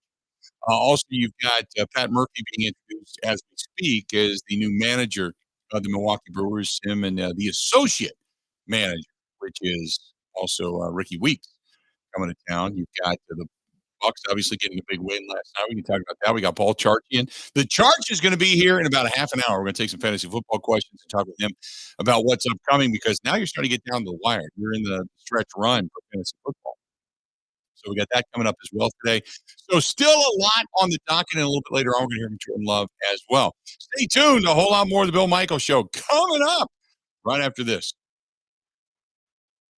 This is the Bill Michaels Show on the Wisconsin Sports Zone Radio Network.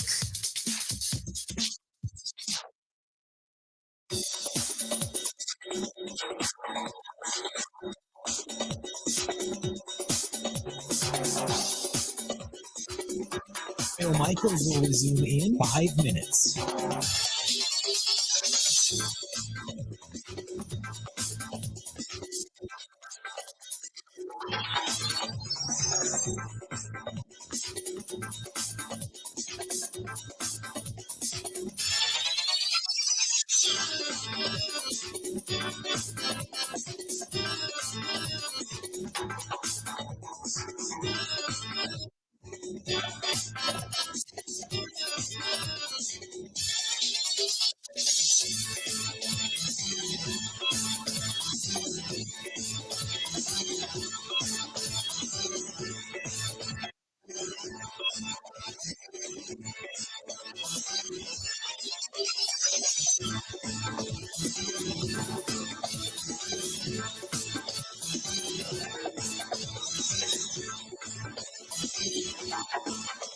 Bill Michaels will resume in 4 minutes.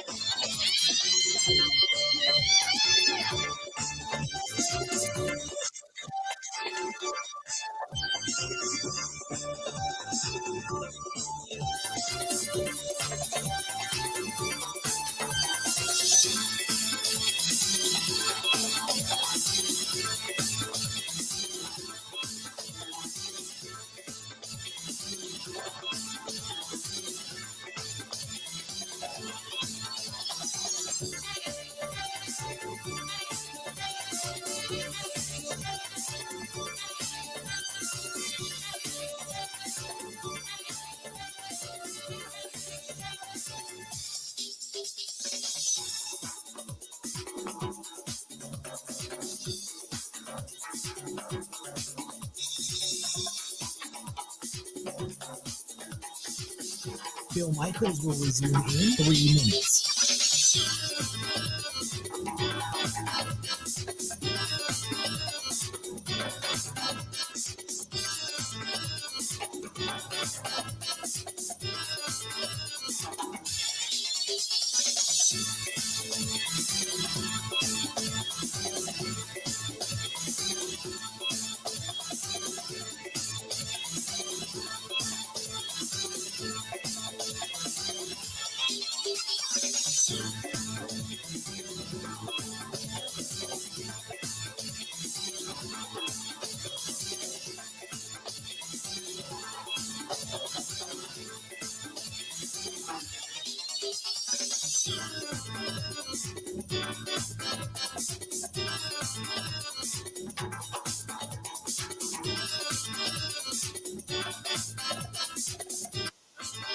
Bill Michaels will resume in 2 minutes.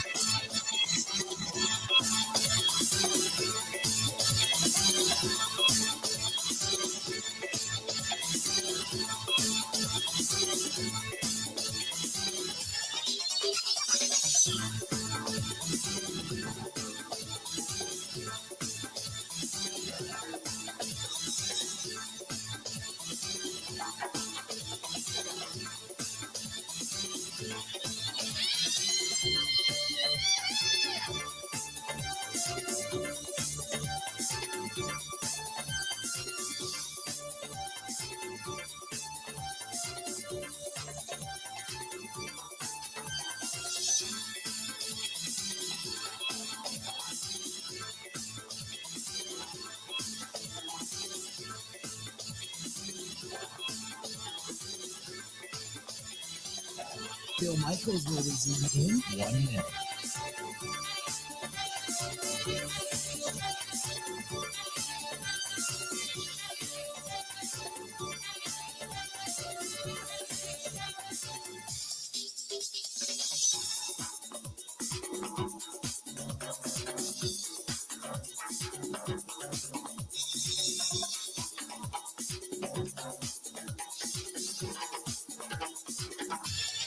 Bill Michaels will resume in 30 seconds.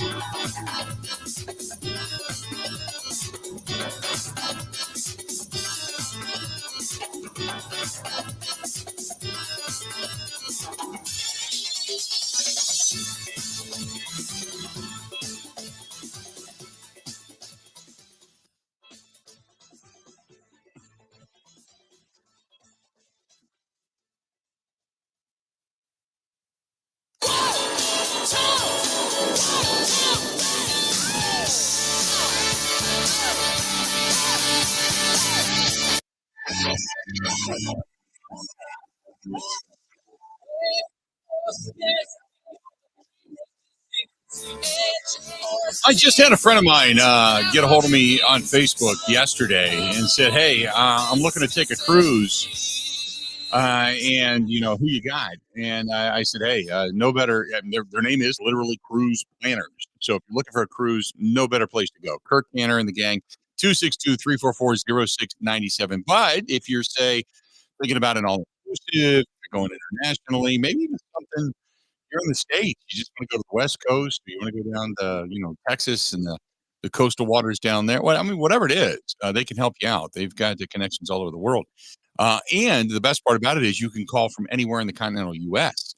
262-344-0697, 262-344-0697. That's Kirk and the gang over at Cruise Planners, but they do land and cruise vacations. And you can call today for the land and cruise package that's available. They have some specials and they have some last minute deals if you want to jump on something that's relatively inexpensive. And if you want to go for that big once in a lifetime trip, you can also do it and they can help you finance it. So that's another good portion of this too. So they can help you finance that thing. So again, call them 262-344-0697, 262-344-0697. That's the gang over there at Cruise Planners. So good to have you on board. 877-867-1670, 877-867-1670. You want to hit us up. This is from Jake, who says, why in the world are we talking about playoffs with Green Bay Packers? There's no way in hell they're going to the playoffs. what I said was, let me kind of back up here. I said, if let's just say, when you start to look at the way things shape up here, okay? You check out the Green Bay Packers and you check out their schedule, right? And they got one coming up that is somewhat, I think it might be gettable with the Chargers coming to town. If they play a full 4 quarters, you saw a glimpse of what it is they can do and how they can move the football and such. Um, so you got a little bit of hope, right? You got a different look at this team. They scored in the first quarter, which was on the first drive, which is something we haven't seen really all season long. So maybe they worked a few things out. You've got the receivers meeting with one another after the game. They're talking about getting better at different routes and things they can do, and yada yada. So okay, you got to figure going to Detroit and then bringing in Kansas City. That's going to be a rough go. Okay, but if you beat the Chargers, you're at 4 wins. I just said, okay, what if the Giants stink? Could that be 5 wins? Tampa Bay at home. I don't think Tampa Bay is that good. Could that be 6 wins? The Panthers, they have not been able to put it all together. Could that be 7 wins? The Vikings on the road. Now, the Vikings are a good football team and their defense is playing well. But let's just say the Packers rise up and beat the Vikings. 8 wins. The last game of the season is the Bears. The Bears aren't good at all either. That could be 9 wins. And 9 wins in the NFC might, just might, get you into the postseason. Do I think it's going to happen? No. Would I bet my house on them making it to the postseason? Hell no. I would be more apt to put the bet on they're not going to make it than they're going to make it. But there is, if they play well and better, because we know, look, the defense has kept them in games. For everything that people say about the defense and how badly the defense has been maligned, the defense has kind of kept them in games. The problem is this team has not been, when you look at it this way, they dropped 38 on the Bears. They dropped 24 on the Falcons, lost by a point.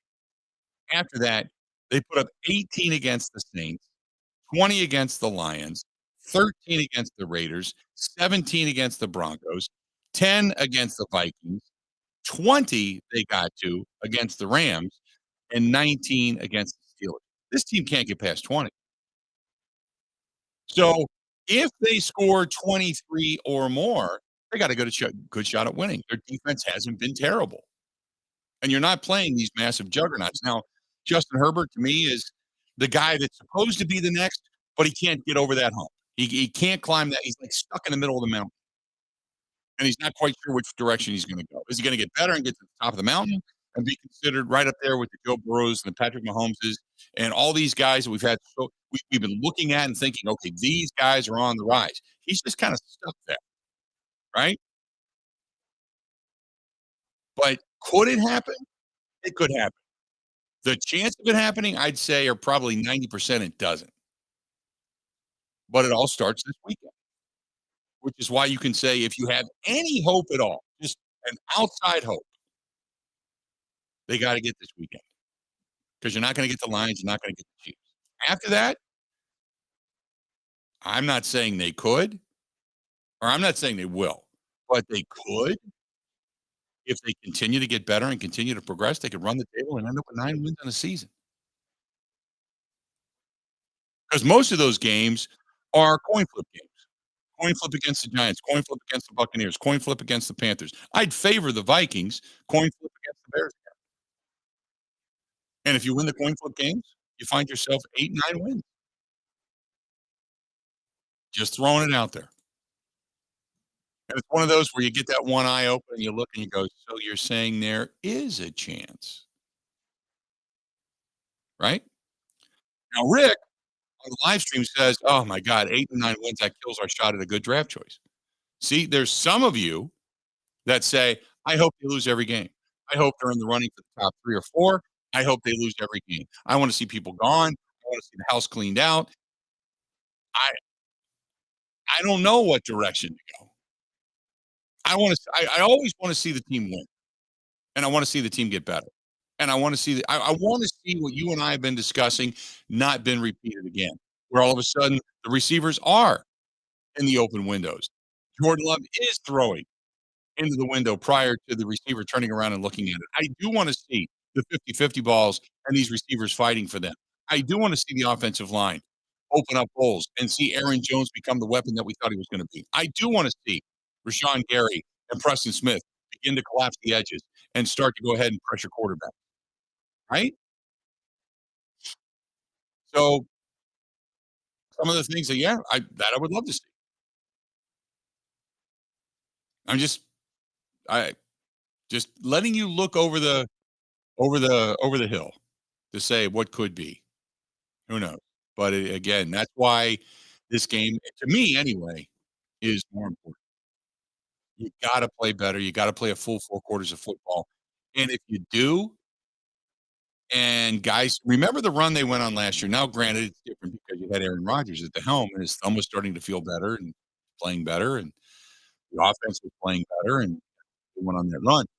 But if you start to if the young guys, the young receivers, and the young tight ends start to come together, who knows? And all the people that believe in Jordan Love can say, "See, I told you so."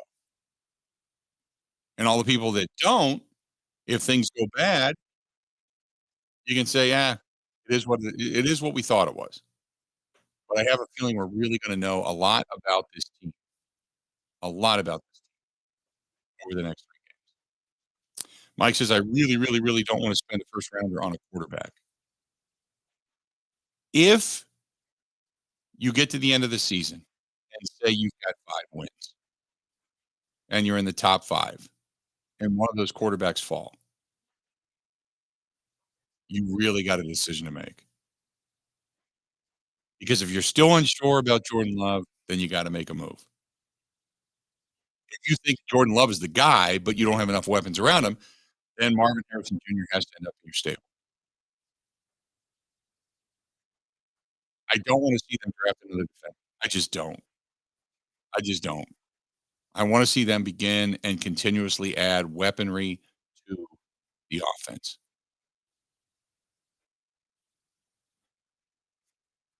877-867-1670. It's just food for thought.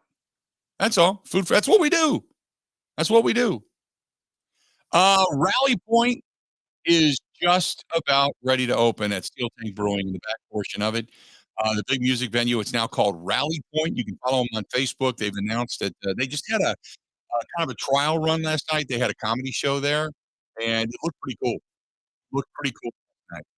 And it was the staging and such, just really, really neat. So Rally Point is just about ready to open at Steel Tank Brewing on Robrook Lane in Oconomowoc, right behind the Exonia Bank off of 67. The food is fantastic. The middle beer hall is open if you want to do a meeting or a holiday gathering or something to that extent.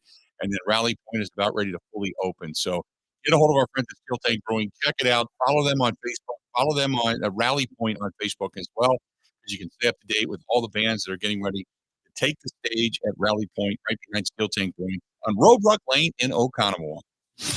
This is the Bill Michael Show on the Wisconsin Sports Zone Radio Network. Everywhere you look, from groceries to utilities to gas, prices keep going up. Pella Windows and Doors of Wisconsin can dramatically help lower your energy costs year-round by replacing drafty windows and doors in as little as 6 weeks. And now you can save even more by taking advantage of no interest and no down payment for up to 36 months when you order by November 30th. Bring the love of Wisconsin's outdoors in through the beauty and quality craftsmanship of Pella Windows and Doors. Whether you're updating or upgrading the look and comfort of your home, Pella has extensive lines of customizable options to meet your needs and your budget. Replacing drafty windows and doors can dramatically lower your energy costs. Pella Windows and Doors of Wisconsin offers some of the most energy-efficient windows in the industry. 0% interest and no down payment for up to 36 months when you order by November 30th. Set your free in-home consultation today at PellaWI.com.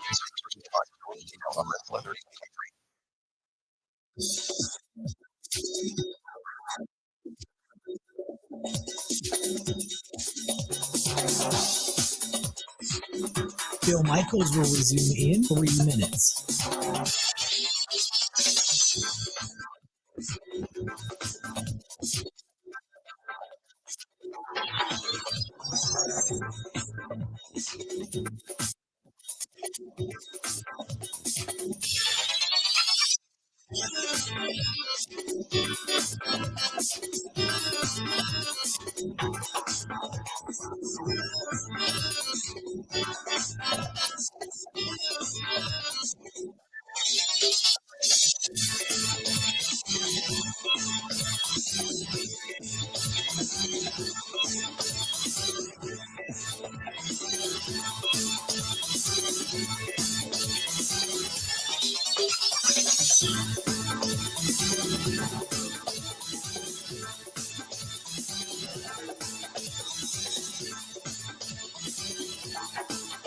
Bill Michaels will resume in 2 minutes.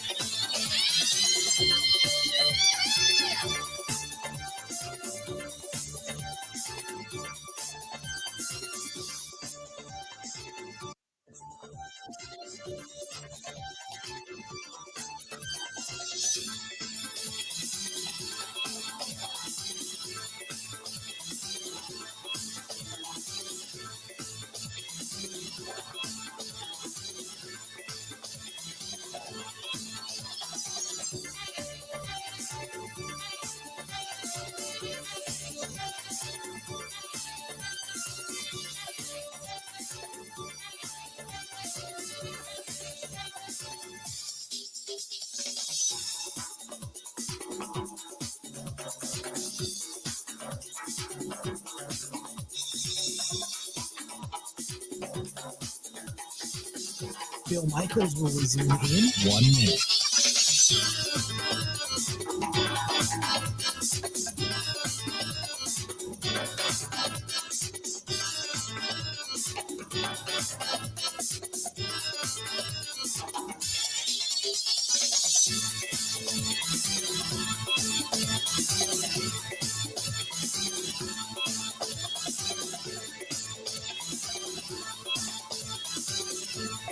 Bill Michaels will resume in 30 seconds.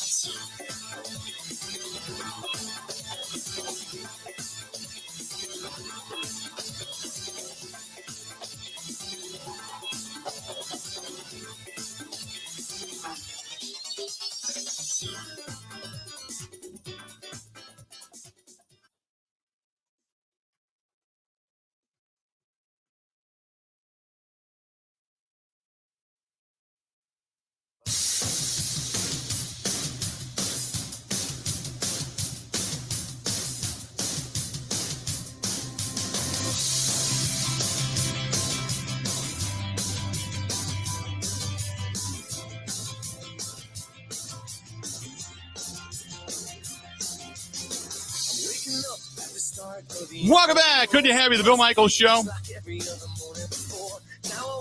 Continuing on. Hey, a reminder, our friends out there at Smoke on the Water, they got 2 big events coming up.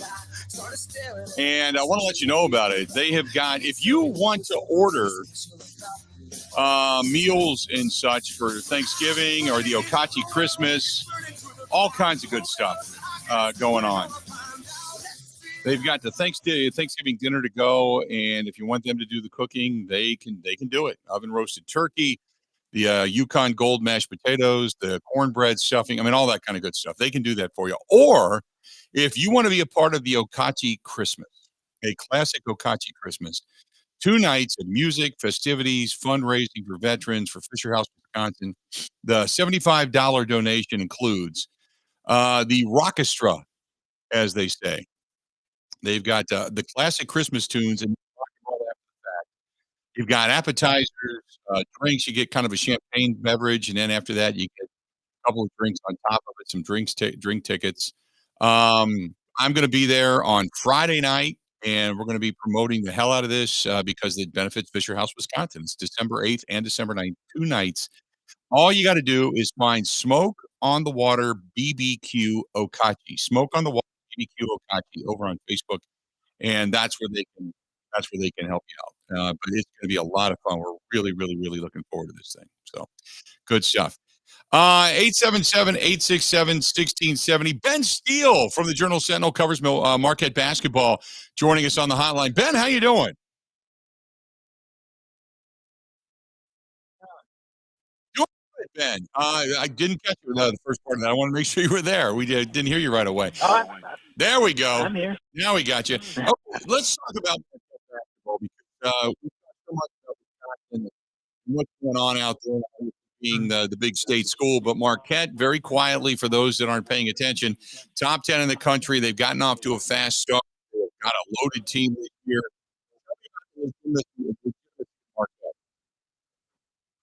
Yeah, Bill, this is it, man. It's all been pointing up to this year. This is the season for Marquette. It's so rare in college basketball, as you know, the transient nature of college basketball with the transfer portal and guys going pro. It's so rare that a really good team like Marquette was last season brings back 8 of its own rotation players from last season, including an All-American point guard, Tyler Kolek, including both of these guys and Osa Ligadaro and Cam Jones. I mean, this rarely happens. You bring back the sixth man of the year to fill the starting spot, the only guy that left the rotation last season into the NBA and then prosper. So that continuity is really rare there, and they were already really good. And so you add that with the motivation of losing early in the second round last season, and they have something to prove. This is it. This is the season for Marquette. So Marquette, 4 in the country. You've also got, I think the ranked teams are UConn, if I'm not mistaken. There's Villanova. Creighton is another one. Yeah. So, and they've always been extremely competitive. I mean, even you go back to the days of like when Xavier was right there. Georgetown's been big. Butler's been big. The Big East is still an incredibly strong basketball conference. So talk about the conference, because Marquette, we all know, sitting number 4 in the country, they got off to a 3-0 start. But talk about the conference and the strength of the Big East in general. Yeah, I mean, UConn is the defending national champion, and Marquette actually beat them twice last season. Lost to them once on the road at UConn, one of Marquette's rare conference losses last season. Creighton's, really good, top 10 team, one of the best offenses in the country. You got Rick Pitino is now back into coaching. He's at St. John's. Ed Cooley's at Georgetown right now, trying to build back that program. So the Big East right now, pound for pound, is probably one of the best conferences in college basketball. It punches its weight up there with the Big 12 and Big 10 for sure. The big win the other night against Illinois, I believe it was 71-64, and Marquette pretty much owned that game. They had that game in control, and that was a ranked team, too. How big of a win was that? Playing a Big 10 at their place, pretty much in control of the game against a ranked team. Yeah, it was huge. I mean, that was Marquette's first big test of the season. They played cupcakes to start off the season. So this was their first road game, first time against a ranked opponent. And Marquette actually wasn't as crisp as it usually is offensively. What was interesting about that victory on Tuesday night was that defensively, this Marquette team looked really good playing against that ranked team. I think Illinois' last field goal came with like 3 minutes left. They had a couple free throws. So Marquette's defense really locked up down the stretch, which was really impressive to see. It shows that this Marquette team can win in a lot of different ways besides just outscoring you like they did last season a lot of the times. I know that down the stretch here, you get into holiday tournaments and you kind of get lost until college basketball really kind of takes center stage once you get into the end of the month of December and into January. But, barring any kind of an injury, first of all, I love Cam Jones and what all he can do. I mean, the guy is just phenomenal. He can handle the basketball and such. But give me some of the unsungs, because you look at some of the guys that they have. I look at a guy like a Ben Gold that can come in and give you some points and some big buckets coming off the bench. I like some of the depth that this team has. Yeah, this team is, well, let's just talk about the bench guys. Ben Gold, like you mentioned, he really helps them out. If there's one weakness in this Marquette team, there's not a lot of depth in the front court. Ben Gold coming off the bench is really their only option. And he was really good against Illinois. Really helped out on the boards. He can stretch it out and shoot it a little bit for a big guy. Another key guy off the bench is Chase Ross. He's super athletic. He's like a 6'5". He's probably Marquette's best defensive guy, just with his athletic tools, and he's really strong. And Chase, Sean Jones, also off the bench. he gives them kind of like a change of pace guy. He's like a 5'10", one of the fastest guys in college basketball. That's what Shaka Smart calls him.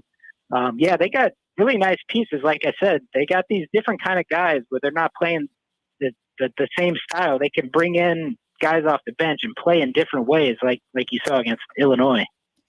Real quick before I let you go. So, Shaka, I mean, granted, they're just everybody's back at school. They're getting ready to go on the Christmas break and such. But has the fever caught on the Marquette campus? Because I remember the days when Tom Crean used to walk out of the tunnel and the place would erupt and go nuts. Has Shaka caught that kind of success, that kind of enthusiasm on campus? Yeah, for sure. First game, opening night against Northern Illinois.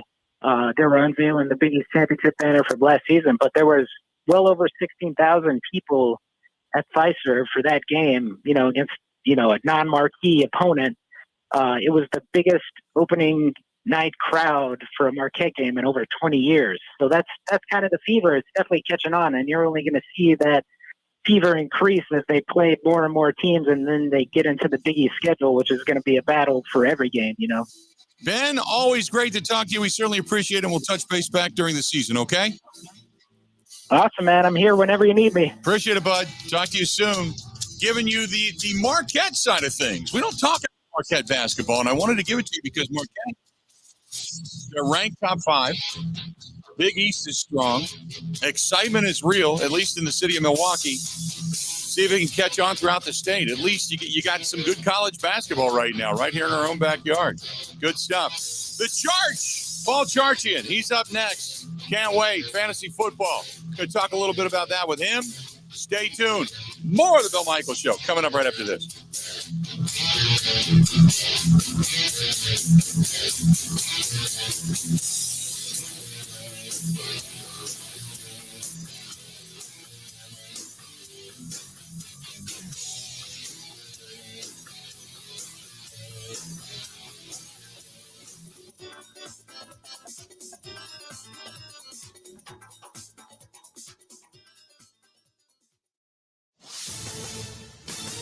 This is a Wisconsin Sports Zone update. Well, the Packers return to the practice field today as they continue to get ready for a visit from the Chargers on Sunday. Last week, the offensive line did a solid job against the talented outside rushers of the Steelers, including former Wisconsin standout T.J. Watt. A similar challenge presents itself this week with Joey Bosa and Khalil Mack on the edges for Los Angeles.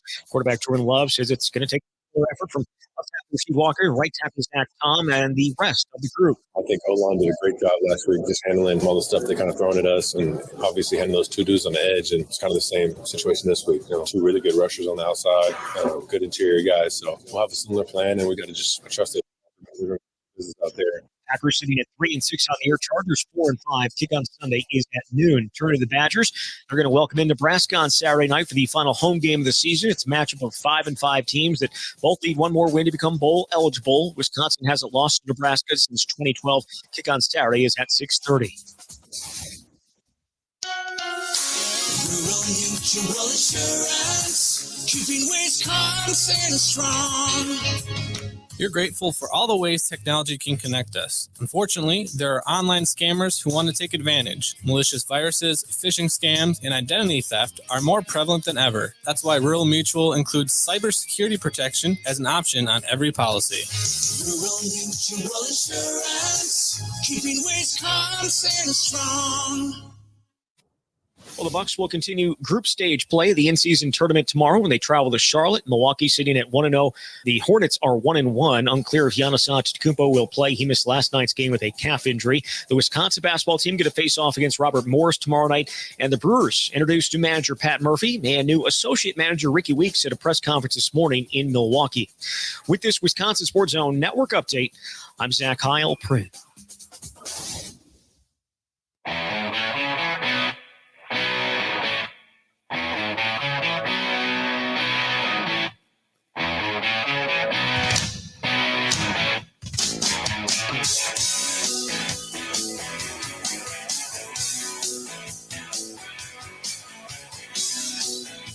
Welcome back. So good to have you on board. So good to have you here. Bill Michaels Show. We continue on, and I can't believe we're already a couple of hours into this thing, too. Today is just flying by. Flying by. today. And we bring in our guy, talk a little guillotine league, some fantasy football, get you caught up. Our guy, Paul Charch. Charch, how you doing, pal? Well, this will slow things down a lot. It is always this segment always drags. Let's be honest. It's always informative and fun. And here's the cool thing: we got a great loaded matchup tonight. We're not mired and sucked them like we've been. We've got something meaningful with two good teams on the air tonight, starting right off with that game this evening. We do. A bunch of different storylines. One has been, Lamar Jackson and these Ravens. The Ravens have been great. They've scored 31, 37, 31 points the last 3 weeks. None of it through quarterback Lamar Jackson. Yeah. The running backs have scored 8 times. Jackson scored 2 times. That's 100 points of scoring over the last 3 weeks. Lamar Jackson has 2 touchdowns. And it's not because they're not playing well. They're playing great. They're playing too good. He's getting game scripted out of his own offense. They're running so much and getting such big leads. Now, last week's game ended up being a lot closer than it looked like it was going to be for most of it. But a bounce back opportunity for Lamar Jackson, Bill, coming tonight, because the Bengals secondary ranks 30th by Pro Football Focus. 3 of the last 4 quarterbacks to face the Bengals have thrown for over 320 yards. And they've given up a quarterback rushing touchdown in consecutive games coming into tonight. So would you go towards, if you're going to pick up a running back, would you go towards Gus Edwards? Well, Keaton Mitchell is the fascinating guy here because, this is the rookie that was hurt for the first portion of the season. Now, he's been active for 3 games. Last 2 weeks, highlight touchdowns. So get this on Keaton Mitchell. It's a small sample size, Bill, but still. He's averaging 14 yards per carry and 12 yards per reception. Unbelievable. Right now, he's sitting on Pro Football Focus with the 2nd highest rushing grade and the 3rd best receiving grade among running backs. And the way you beat the Bengals, first and foremost, is on the ground. They're Pro Football Focus's 4th worst run defense. They're giving up the 4th most yards per carry. So Keaton Mitchell is really fascinating. He's only touching the ball 7 times per game, or only has been to this point in this, again, small sample size. But and Harbaugh's going to mix in Gus Edwards. He's going to mix for no reason Justice Hill, who brings just nothing to the table. But they keep using him. The question in Keaton Mitchell is, will he touch the ball enough to keep doing something magic here? And at this rate, they got to give him the ball more often. 2 questions regarding wide receivers. The first one on the Baltimore side, OBJ, back-to-back weeks in which he scored. Can you pick him up now? Is he becoming kind of a go-to guy? Is that a guy that you would look forward to and say, hey, he's going to score for me? And then to the opposite side, looks like T. Higgins definitely out of this game. Jamar Chase is coming back. He was questionable during the week. It looks like he is going to play tonight. So is it all T. Higgins all the time? Which one of these guys do you think has more of an impact? Well, T. Higgins has been ruled out, so he's out. So Chase is going to be the guy. This largely go through Chase. Now, interestingly, last week with T. Higgins out, they peppered Tyler Boyd with 12 targets, their slot receiver. And Burrow seemed pretty much unfazed by the loss of Higgins, honestly. He finished with 350 yards, 2 scores, almost 70% completion rate. He played great without him. But this is a much bigger challenge because it's the Ravens. There's an elite pass defense. Mm-hmm. They're ranked number 2 in coverage by Pro Football Focus. They've allowed the fewest passing touchdowns, 0.8 per game. That's it. So Boyd gets pretty interesting coming up the 12-target game. He's going to run in the slot against a guy named Arthur Mollett, who's really good. He hasn't allowed a touchdown all season. He's never given up more than 79 yards in any game. So it'll be a big challenge. And I don't know that this offense is going to go through Tyler Boyd as much this week as it did last week. Could you go with a sleeper in Trenton Irwin?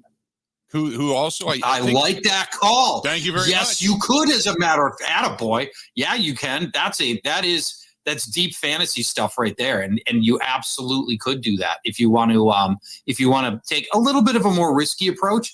But he scored a touchdown last week, and he's fast. So yeah, there's a little bit of upside there. Still good Ravens defense, but if you need to find a sleeper out of that game, he'd be the guy. All right, so we got tonight's game pretty much covered at this point. But moving on now, I want to get into what the Packers got going, because between where you live and I live, there's a lot of interesting stuff. So the Packers looked good all of a sudden in the first half of this contest last week against Pittsburgh, and then all of a sudden just died at the end. Christian Watson gets a lot of targets, but also with Jordan Love, half of his picks have now come in targeting Christian Watson. Is Christian Watson any kind of a viable guy at this point? No, not for fantasy. So. Because, what he's doing, we know he can be a home run threat, but the problem is, he basically, if he doesn't get a touchdown, you're dead, because he just gave you, 1 catch, 2 catch, 3 catch games, 20, 30 yards. If he doesn't come up with that big play in the score, he murders your team. So, no, at this point, I think there are 2 other wide receivers and a tight end that I would start before Christian Watson, right? I would start Dobbs, I'd start Reed, and I'd start Musgrave before I'd start Watson, because they all just have bigger, more reliable roles. Do you see it?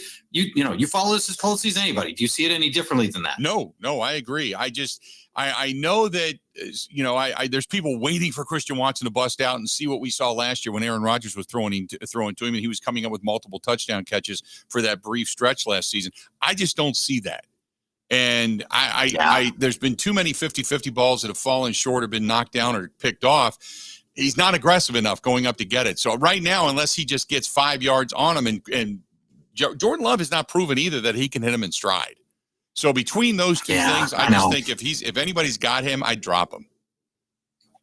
I've dropped him. I had him in 1 league. And I was like, you know what? This isn't working. And especially in the guillotine format where bad games get you chopped and your season ends, he's way, way too high risk. So, Reed's fascinating though.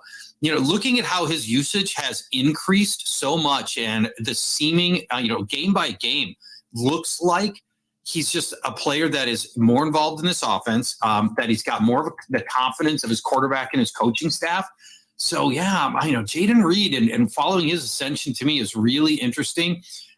We are seeing more routes run over the last 3 weeks than in any other 3-week period of his career. So, I'm really optimistic about what he might bring to the table here down the rest of the way. I do got a question. Great Dane says, who should I start at the flex, Kittle or Kirk in a half point PPR? Well, I'm really glad for starters nobody's emailed you in asking if they should start Christian McCaffrey. Correct. So that's a step in the right direction. Although he didn't score last week. Who knew? I know, finally didn't score, right? Yes, exactly. And maybe as it turned out, whoever the other guy was ended up outscoring McCaffrey, and then I look like the idiot for poo-pooing that guy. George Kittle is just so huge right now, playing out of his mind over the last 3 games and averaging 114 receiving yards over the last 3. Now, Debo's return does siphon off some of the work for him. But I still think this is a really nice opportunity. He goes up against Tampa Bay. They've given up a tight end touchdowns in 2 of the last 3 weeks. So let's keep going with George Kittle here while he's hot. Then you got Jacksonville, and I saw some of the notes coming into today, but you've got Trevor Lawrence right now. Jacksonville got boat raced. I mean, they got slapped to say, hey, you're not ready for prime time yet, son, by a really good and feisty coming off of a couple of losses and a bye week San Francisco team. Where does he stand right now? Drop him. We're dropping Trevor Lawrence altogether. Currently quarterback 20 in fantasy points behind Jordan Love, Baker Mayfield. And get this, since the opener, Trevor Lawrence's average game, 234 passing yards, 0.8 touchdowns. Who else is 234 yards and 0.8 touchdowns? His closest comparable is the thrice benched Mac Jones. That's what you're getting out of Trevor Lawrence. I don't think people realize that it's this bad. So then you might think, well, it'll get better. Well, we've been thinking that all year. It hasn't happened yet. And the Jaguars face arguably the toughest remaining schedule against the pass of any team in the league. 0 favorable games remaining, a couple of neutral games, and the rest are all difficult games against the pass. I can't tell you it gets any better for Trevor Lawrence. Court says, should I start Hurts or Howell this weekend? Can we talk Sam Howell for a minute? Sure. Way, way below the radar what he's done. Here we are. We're heading into week 11. Sam Howell leads the NFL in completions and passing yards. Sam Howell. Nobody talking about this. The kid has been fantastic. And now here he gets the Giants this week. Secondary's all ratty. The defense is bad. And the offense can't even get first downs. So you get this great short field position all the time. And Howell's play, it was for the first like half of the season, maybe like the first 8 games, he was just sort of like just through like grit and moxie, finding his way to decent box scores. These last like 3 weeks, man, Sam Howell looks like an NFL quarterback. It's really starting to come together for him. He's having a great season. He's my number 3 ranked quarterback for this week. I know we're getting ahead of ourselves, but I can't wait to see him and what he does in Dallas on Thanksgiving Day. I'm already looking forward to that game. It's going to be fun. Yeah. That's going to be, Washington's going to be plucky here. They're going to be in the playoff hunt the rest of the way. They're, right in that 500, above 500 kind of range. They're getting an easy win this week against the Giants. Yeah. It's going to be fun. So your guy up there, Dobbs, comes in, and he's got to be like this darling right now for the fact that he just came in, didn't know anybody, and all of a sudden he's winning football games. And so now the next question is, because Justin Jefferson had gone down with the injury, he was put on the IR. Does he come back? Well, we may not know until game time. And this is where it gets tricky for fantasy owners. The Vikings play Sunday night. And so I think the Vikings are going to play coy on this all the way to kickoff. You're going to find out 90 minutes before game time whether or not Jefferson's in or not. So if you want to go with Jefferson, and you've been waiting 5 weeks to get him back, right? By the way, Vikings 5-0 in those games without Jefferson. You've been waiting all this time. What you could do is pick up one of the other guys you could pivot to if Jefferson doesn't go. That could be Viking receivers KJ Osborne. It could be Viking running back if you put Jefferson in your flex. Viking running back Ty Chandler. It could be Viking receiver Brandon Powell. It could be Broncos running back Jaleel McLaughlin. It could be Broncos running back Mims, or receiver Marvin Mims. So you got some, that might be all pivots that you could cobble together and then give you some insurance in case Jefferson doesn't go. Real quick, Marty says he's got 2 really great receivers, Devontae Adams and Tyreek Hill. They face each other's teams this week. To me, it's Tyreek Hill all day long. Just because never bench Tyreek. I would never bench him. Just never do it. Yeah. Right. So, hey, any sleepers? Anything else off the top of your head? Yeah. Got a minute? Oh, always. Yeah. Hold on. Let me pull up my sleeper list here. I got it ready to roll for you.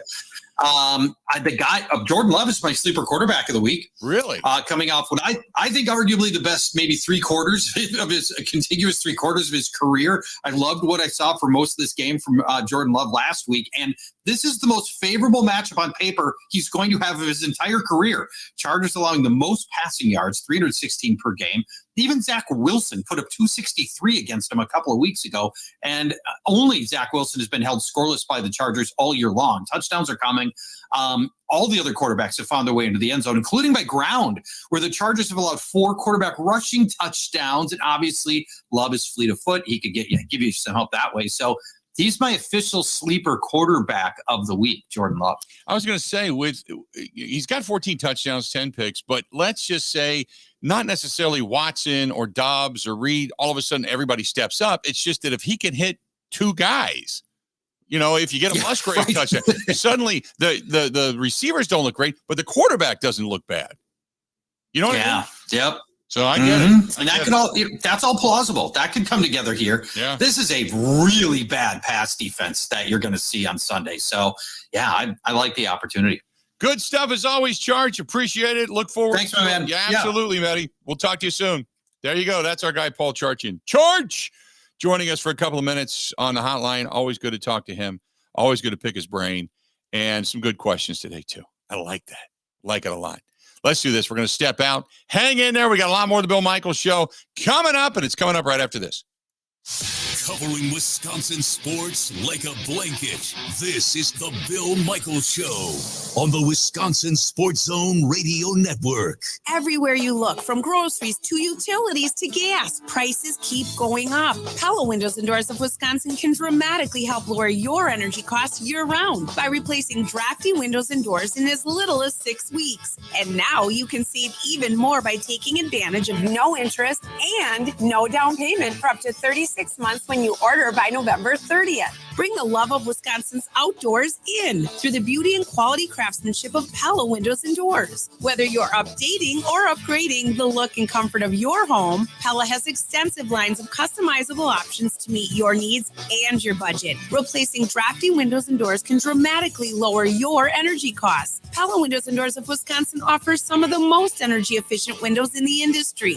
0% interest and no down payment for up to 36 months when you order by November 30th. Set your free in-home consultation today at PellaWI.com. Certain restrictions apply. See showroom for details. Offer ends 11/30/2023.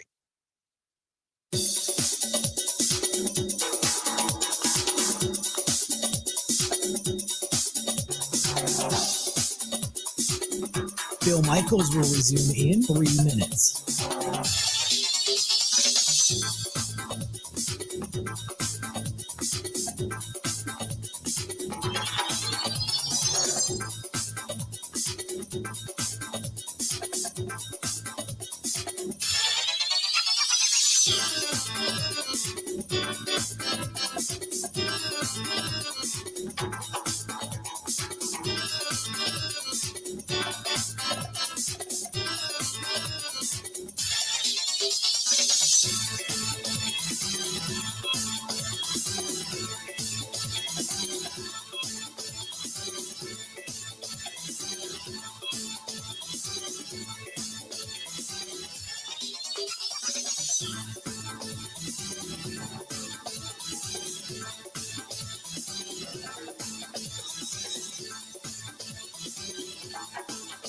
Bill Michaels will resume in 2 minutes.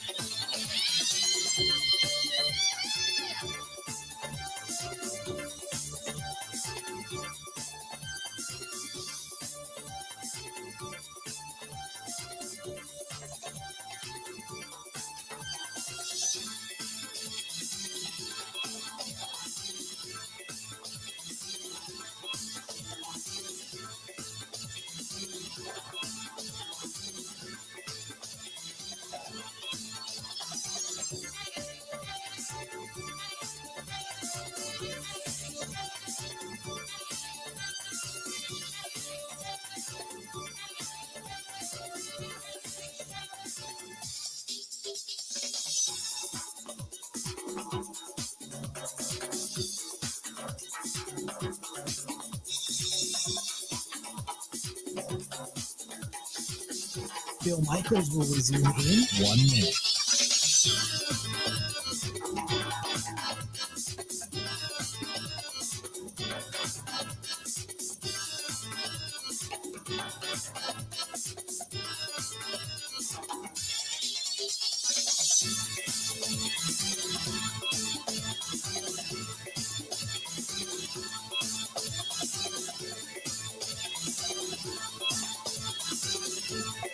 Bill Michaels will resume in 30 seconds.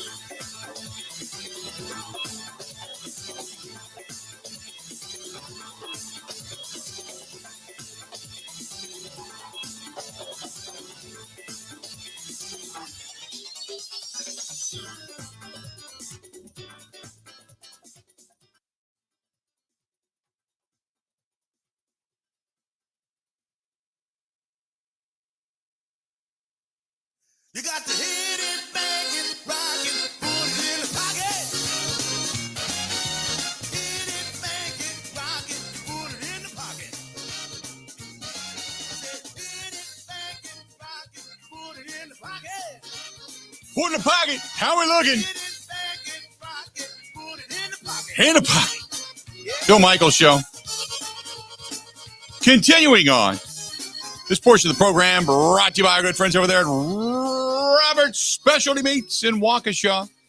And whether you're going in for the Al Capone roast, the ribs on a stick, the garlic parm, chicken skewers, they even do the bacon-wrapped cream cheese stuffed jalapenos.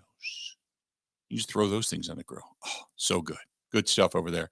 They've got it all. They are your hometown butcher. Again, go to Robert's Specialty Meats, Waukesha.com. That is Robert's Specialty Meats, Waukesha.com. Good stuff. 877-867-1670, 877-867-1670. Hey, Unit, I know you live in the area. Are you going to be at the Wisconsin's Waukesha Christmas Parade? or better known just as the Waukesha Parade. No, actually, we have Packers game that day. Packers play that night at home, so I'll be up in Green Bay. I'd love to go, though. Love to support it. Try to whenever I can, but it falls usually on a day that the Packers are playing. So unless it's an evening game away or something like that, yeah, I was kind of hoping it would be an away game, and then we would just do the post-game show from down at Nice Ash. But yeah, we're Packers are at home, so I'll be up at Burkle's one block over. But I know friends that are going. I know other people that are going to be there. But yeah, I wish. But no, unfortunately, not going to be there. So hopefully everybody else goes down. If you're going to watch the game that night, go down, go to Nice Ash or any one of the great, facilities down there, and you can check it out. But no, not gonna be there, unfortunately. Not gonna be there, unfortunately.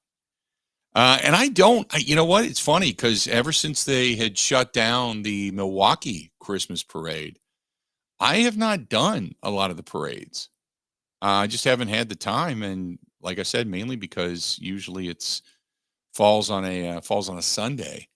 Now, if parades are on a Saturday, then maybe I have the opportunity to. I know that the Milwaukee Christmas parade was always the Saturday after Thanksgiving that they would do the Christmas parade, and so I was always usually in a car or something like that in that parade. But I haven't done one of those in a while. So anyway.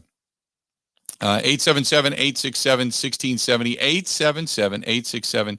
877-867-1670. If you want to give us a shout, please feel free to go ahead and do so. This is from Diehard Dave. He said, I called it after the Vikings game that Jordan Love was going to start playing better. I could see that his fundamentals were improving. Yeah, I guess a little bit. I don't know about playing a lot better, but yeah, I guess, it is better. It's not great, but it is better. That I agree with. I really believe that Matt LaFleur talked about it. There were some things that they wanted to tweak. And whether it's the wide receivers starting to get on the same page with, with Jordan Love or whatever, it has looked better, but they haven't broken 20 points. They haven't stepped up in that area. It's not like they all of a sudden the offense is just clicking, They haven't been able to put up more than 20 points.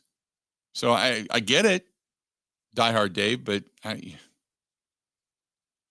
think you're getting a little out over your skis. Better than bad, that I'll agree with. That's it. This is from Mama Dave. No, that we already read that. That's from Mama Dave and Diehard Dave. Same thing. This one's from Paul. Paul says, have you heard all the things that Pat Murphy had to say? I was really impressed with both Pat Murphy and Ricky Weeks, excited about the Brewers' future. I don't think they're going to miss a beat. Now they just have to get a little bit more talent on the corners, and I think the Brewers are going to be just fine. Actually, we're going to hear some of this coming up after the bottom of the hour, but this was the opening statements from Matt Arnold and Pat Murphy and Ricky Weeks. We'll give you a little taste. Take a listen. For being here today. It's a very special day for us. I want to thank our ownership as part of a long process here that we spent a lot of time on this. I want to thank them for their support, in particular Mark Attanasio and his family. I want to thank our staff for spending a lot of time on this as well. And I want to thank our coaches also, most importantly, for being here today. That means a lot for you guys all to make the journey, especially in the offseason, to be here. So I appreciate you guys coming and appreciate you guys being part of the Brewers family very much. And as we were working on this process, we had the opportunity to evaluate what we were looking for in a manager. We had a little more time than we thought we would have as we worked through this. And we were able to sort of zoom out and see what was important to our franchise. And I think it boiled down to just a couple of things. The first is continuity. We have a lot of really good people here. Several are in the audience. The second is our culture, how important that is. Our Brewers family, how important our Brewers family is here to stay connected. And the last was winning, and ultimately our goal of winning a world championship and bringing that home to Milwaukee.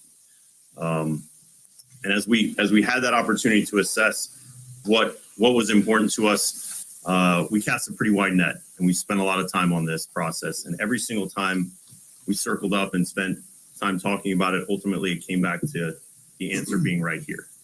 And that's exciting for us. It's exciting for us to invest in people, and it's exciting for us to invest in particular in the people here and who have been here for a very long time. And so, when you talk about the type of characteristics that we were looking for, you think about the leadership that both of these two gentlemen have brought to this franchise for many years.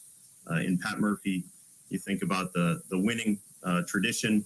You talk about the culture that he's been the glue and part of for several years here, all the wins that he's been a part of across his entire career as one of the most successful coaches across every space that he's been a part of. And with Ricky, it's somebody that walks in the door with instant credibility, somebody that's one of the best players in the history of our franchise, somebody that when he walks in the door has incredible leadership skills. And as we started talking about this with Ricky, it was about people, and it was about that with Pat, and it was about our Brewers family and continuing the positive momentum here. So I'm thrilled today to excited to announce Pat Murphy and Ricky Weeks as our associate manager and manager. Thank you guys.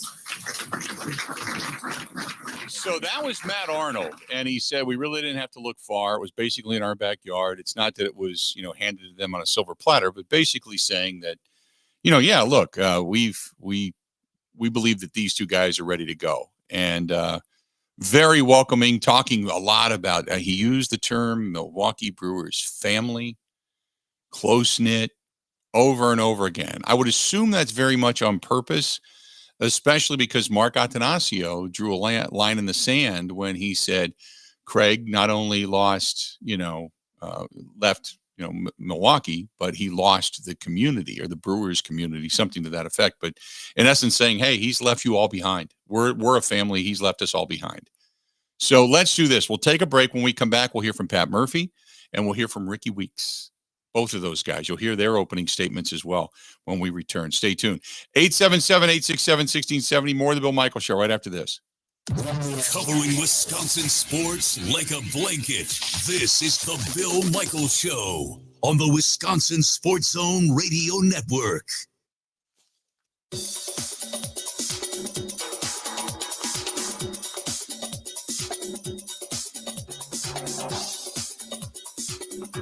Bill Michaels will resume in 5 minutes.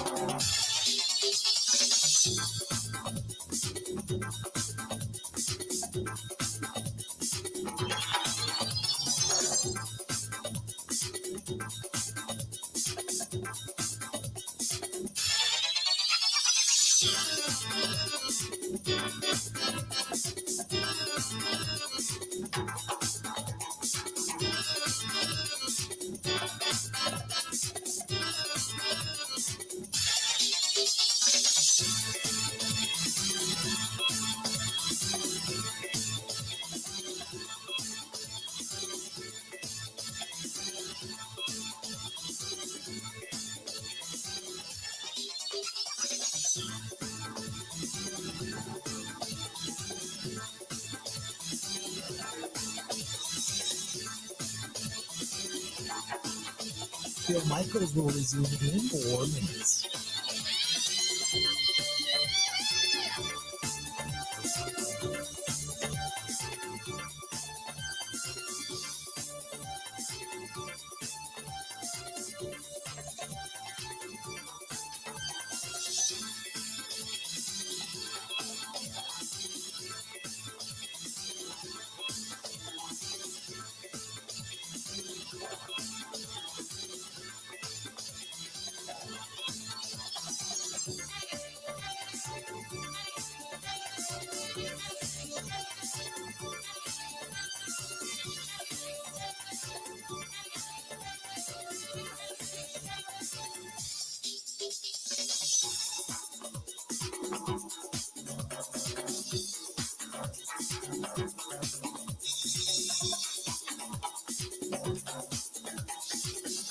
Bill Michaels will resume in 3 minutes.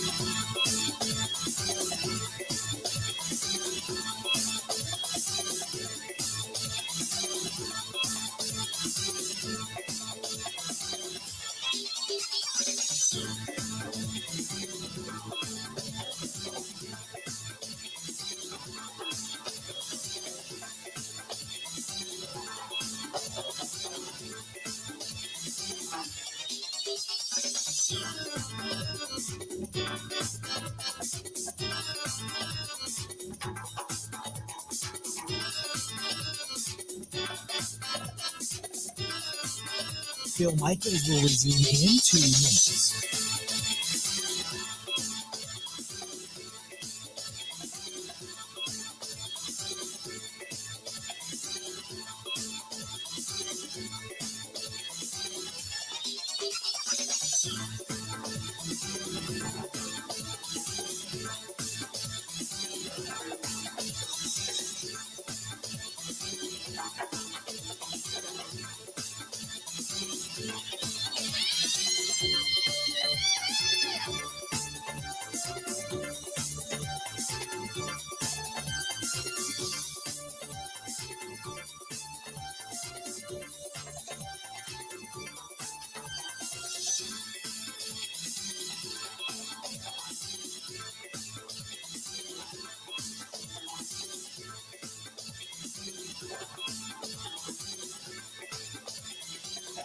Bill Michaels will resume in 1 minute.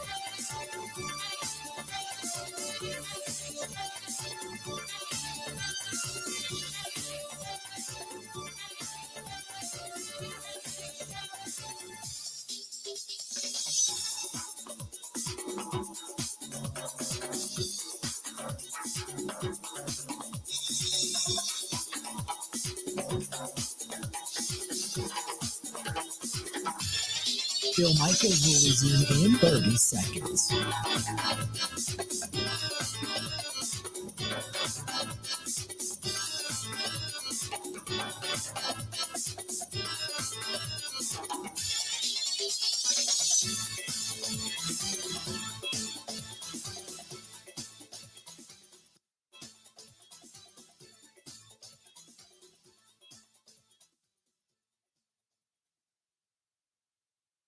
You got to hit it, bang it, rock it, put it in the pocket. Hit it, bang it, rock it, put it in the pocket. Hit it, bang it, rock it, put it in the pocket. Good to have you back. The ICHC, the Irish Cultural Heritage Center, they have a lot of great music coming up and holiday music coming up. So if you have not checked it out already, you're just looking for an inexpensive, solid night of great music and at a nonprofit, this is the way to go. It's right there, 2133 West Wisconsin Avenue in Milwaukee. But concerts, weddings, meeting space, they have it all. But the music coming up, they have so many different acts. And then don't forget, we're all going to get together the night before St. Patrick's Day down there, and we're going to go see Cynthian as well. So a lot of good stuff coming up. 2133 West Wisconsin Avenue. Call our buddy Corey, 414-345-8800, 414-345-8800. That's the Irish Cultural Heritage Center right there on West Wisconsin Avenue, just west of the Marquette campus. Can't miss it. And it's a terrific, terrific place. Old eclectic place. I love these old buildings. So Pat Murphy, after you had heard Matt Arnold going to break, Pat Murphy then gave his opening statement today as he was introduced as the official manager of the Milwaukee Brewers. Here's what he had to say. Thanks, everybody. I'd like to start with, first and foremost, thanking Atanasio family, Mark and Debbie, Mike, Dan. It's an honor to represent, a family-owned ball club like this. I want to thank Matt and all his people for their process and allowing me to be heard during that process. Ever since Tyler Arnold called me and offered me the job, I've been thinking about my connection with Milwaukee. And I think back, the first time I was here was the fall of 1987. And I had dinner with Sal Bando in Milwaukee County Stadium. And there was also two potential recruits on the field that I was there to watch. And I think the rest, you guys know the rest of that story. And then I was here 20 years later. It's 2007. And Rick Majerus invited me to come back to a celebration for the Milwaukee Braves championship. The 1957 championship. That was in 2007. And I came up, and again, I just had a wonderful experience. I got to meet Bob Uecker that day. And he now has become such a huge part of my life. And I went to the baseball game that day, and I got to meet Ricky Weeks. It's the first time. And ever since then, and even before, I signed, lucky enough to sign Prince Fielder to come to school at ASU. I recruited Ryan Braun, J.J. Hardy, and I think there's just something about this city. I seem to be connected with the Brewers in Milwaukee. So I then started thinking, my kids look at what they call Milwaukee as their home during the baseball season, and they know nothing different. It's just a beautiful thing, and I'm really grateful. I'm thankful, and I can tell you that with these coaches out here, with Ricky, we're going to band together, and we'll have these guys ready to compete. So thank you very much. I'm very grateful. So there you go. That's Pat Murphy's opening statement, kind of waxing nostalgic about how Milwaukee kept coming up in his life, in his baseball life. And then Ricky Weeks, he had this to say as he was introduced as the assistant or associate manager. Let's go. Sorry about that. That was the very end, Bill. Why don't we get the rest of the answer before we get to the end? What the hell did he say? That was it. Yeah, that was his whole statement. He's the hype guy. Here's the rest of his answer. I'm back. So that's a little bit easier said now than I guess in the past. But I would just say that I'm very thankful to Mark, Matt, obviously Murph here, the coaching staff being here. To me, it's a very good homecoming for me. Kids was born, basically raised in the baseball field, and now being able to be here, get a little emotional about it. Was I coming this route? Who knows? But I think from my standpoint, the passion behind it, the genuine to want to help, come back to a city, to basically where I grew up at. It really means a lot to me. Right now, sitting up here right now, coming on stage here, it's been probably 10 years or so. But being here, being around the people that's been affected by the great leadership of Mark, Matt, and the rest of the group here, it really does mean a lot to me. That's why I'm here. So again, like I said, I'm back and I'm ready to help assist wherever I need to be behind Murph, and just ready to work. Period. I think there's a certain ball player that you want. There's a certain team that you want. There's a certain leadership that you want, and it's all right here, I think. And to say that, I'm just ready to get started right now. So again, thank you. Thank you to the city of Milwaukee, Mark, Matt, Murph. Let's go. There you go. There you go. Dropping one. Keeping it real. Dropping one. Good stuff.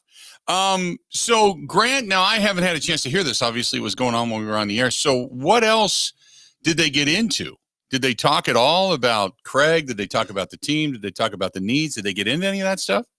So I have a little bit of everything. They didn't talk about Craig. And if they did, it was right at the beginning. And I'm, listening to you in one ear and the press conference is going on kind of off to the side. I think the most important answer, if Brewers fans were to hear one thing from this, it would be this question. Pat Murphy and Matt Arnold were both asked associate manager, not bench coach. And Adam McKelvey asked, so why the distinction? Why that specific title? And this is Pat Murphy. I think this is something that Brewers fans should hear. I think we wanted to establish up front that Ricky coming here, is something that's going to be a major impact.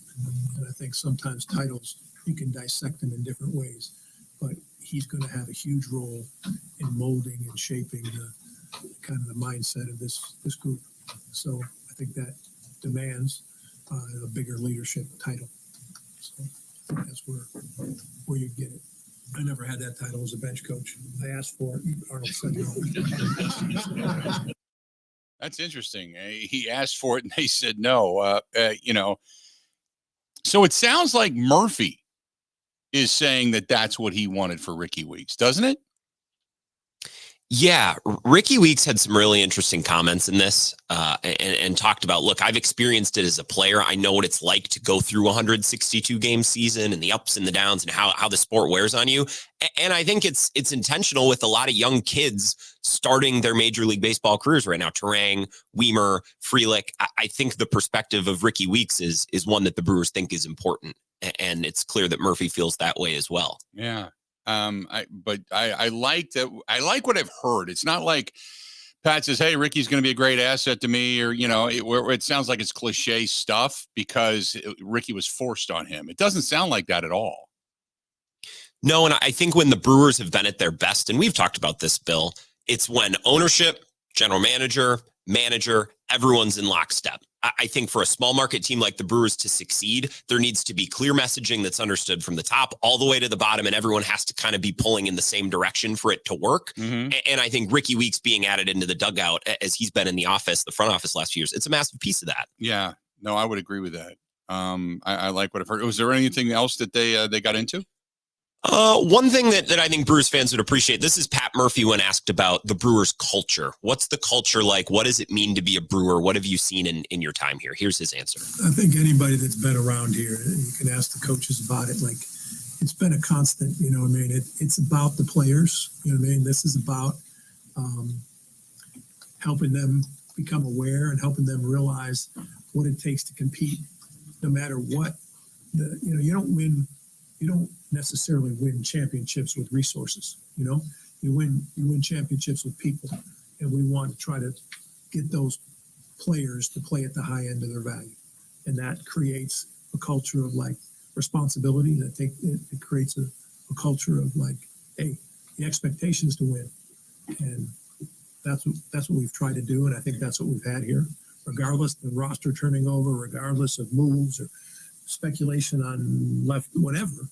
It's like you create these standards in the guys' minds, and that's what they go out there expecting to do, and that's what we expect them to do. And we keep our minds on it. It's not just about resources; it's about the moves these guys make and how hard they work to uncover things that other people might not see, and then we get them there and hopefully open the hole so they run through it. Doesn't always work so easily, but that's what we're going after.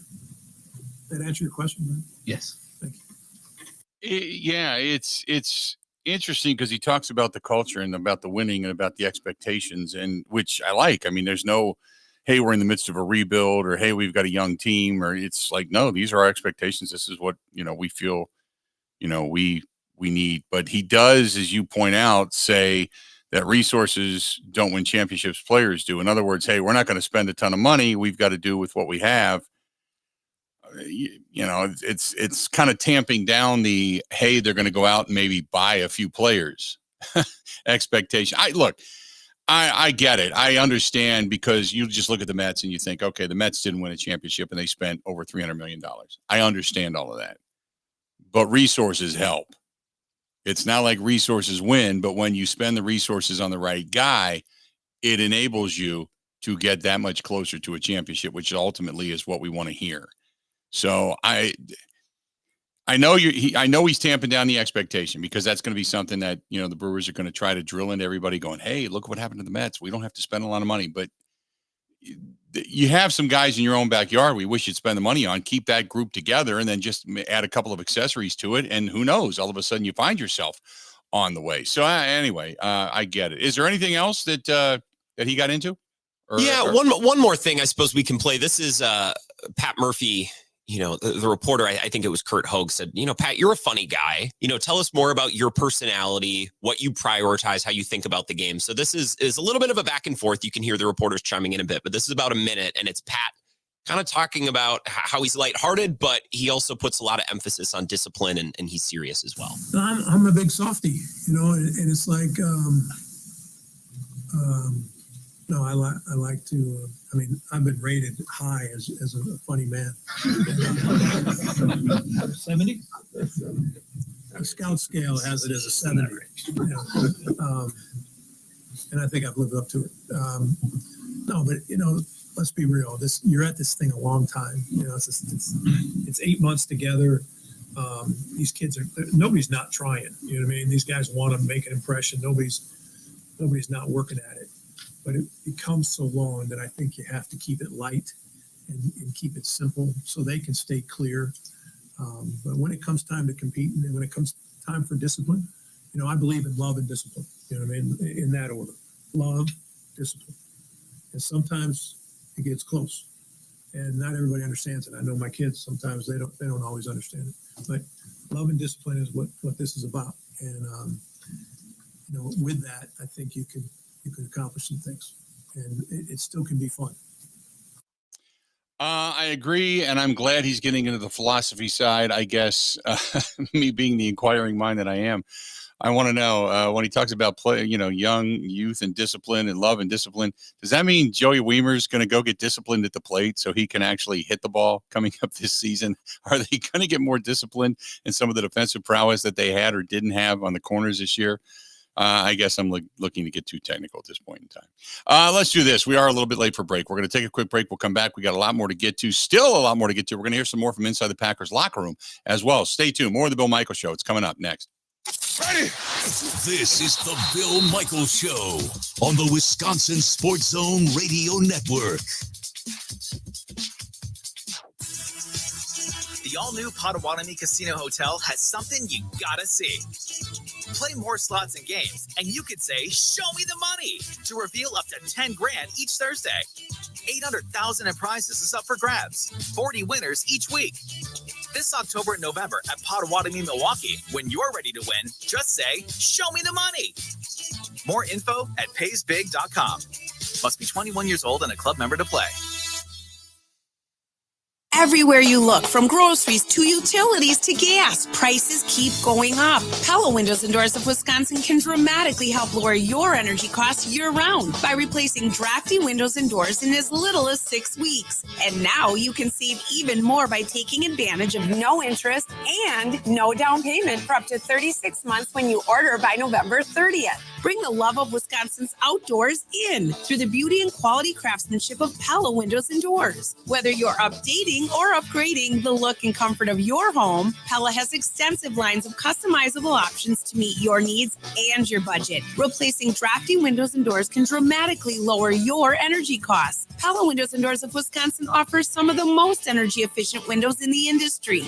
0% interest and no down payment for up to 36 months when you order by November 30th. Set your free in-home consultation today at PellaWI.com. Certain restrictions apply. See showroom for details. Offer ends 11/30/2023.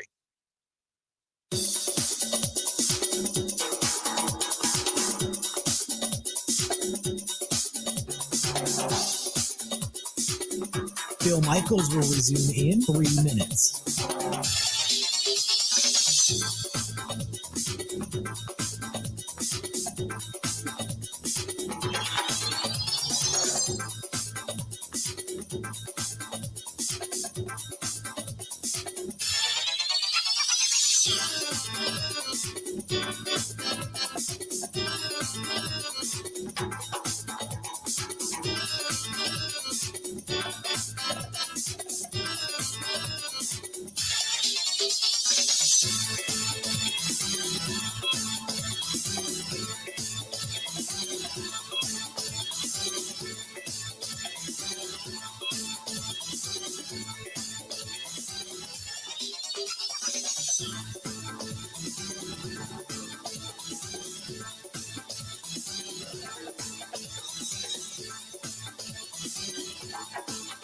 Bill Michaels will resume in 2 minutes.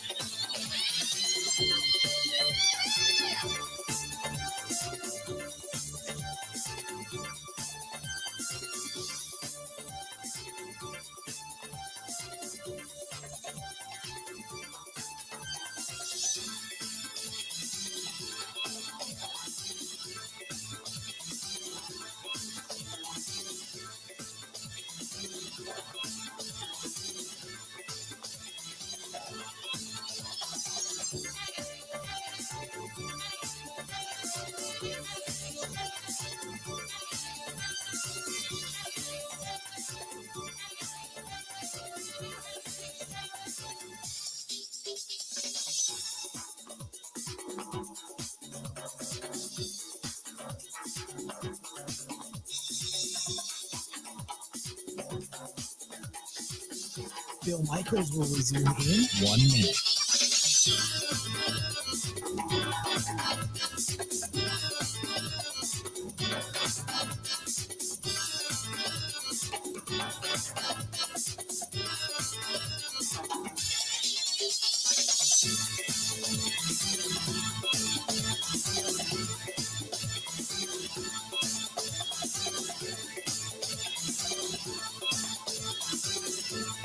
Bill Michaels will resume in 30 seconds.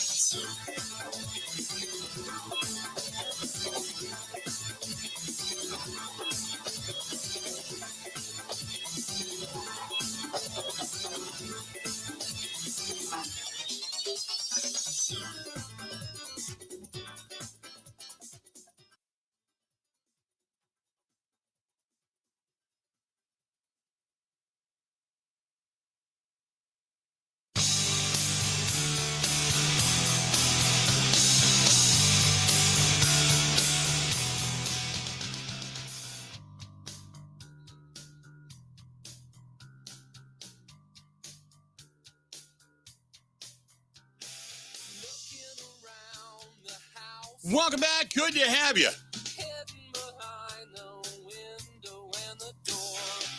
Bill Michaels Show. Continuing on, man, I tell you what, it has flown by today.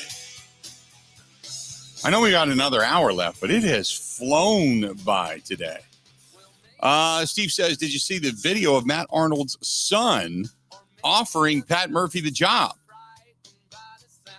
And I did. It was all over the news today.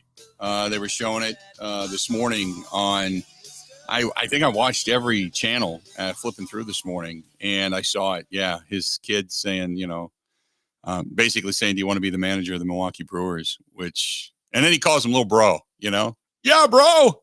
So it was good stuff. That's cool. You get moments like that. God, I can't remember the name of the scout that offered his son a job to go to work when they were going to draft him for the Cowboys too. That was a great moment when you see some insight like that. That was really cool too. I can't remember that guy's name off the top of my head. Ugh, it's going to bother me now the rest of the day. 877-867-1670. So you got a chance to hear a little bit. Pat Murphy, some Ricky Weeks. Now you just wait and see. Matt says, after listening to those sound bites, the only question I have is, will Pat Murphy get the Brewers out of the first round of the playoffs? I really don't care if he's funny or not. But I'm glad the beat writers are impressed. It's not about being impressed, Matt. It's about knowing the guy and thinking, okay, he's a cool guy. What do you want us to say? I love those comments, those sarcastic, backhanded, asshat comments. I love that stuff. Because what do you want us to say? You're going to get around the first round of the playoffs? If not, you're just like Craig, you suck. Like, what's he going to say? Dumbass comment. You talk to the guy, you ask him what his philosophy is, you get to know him a little bit better, what his thoughts are now that he's the manager versus a bench coach. That's all you can do. Initial opening press conferences are never deep, and they're never attacking, because as of right now, everybody's 0-0. You're still trying to build your roster. Matt Arnold probably should be more asked that question than Pat Murphy. Hey, Matt, what are you thinking? And Matt's not going to tell you. You know why? Because he doesn't want to tip his hand.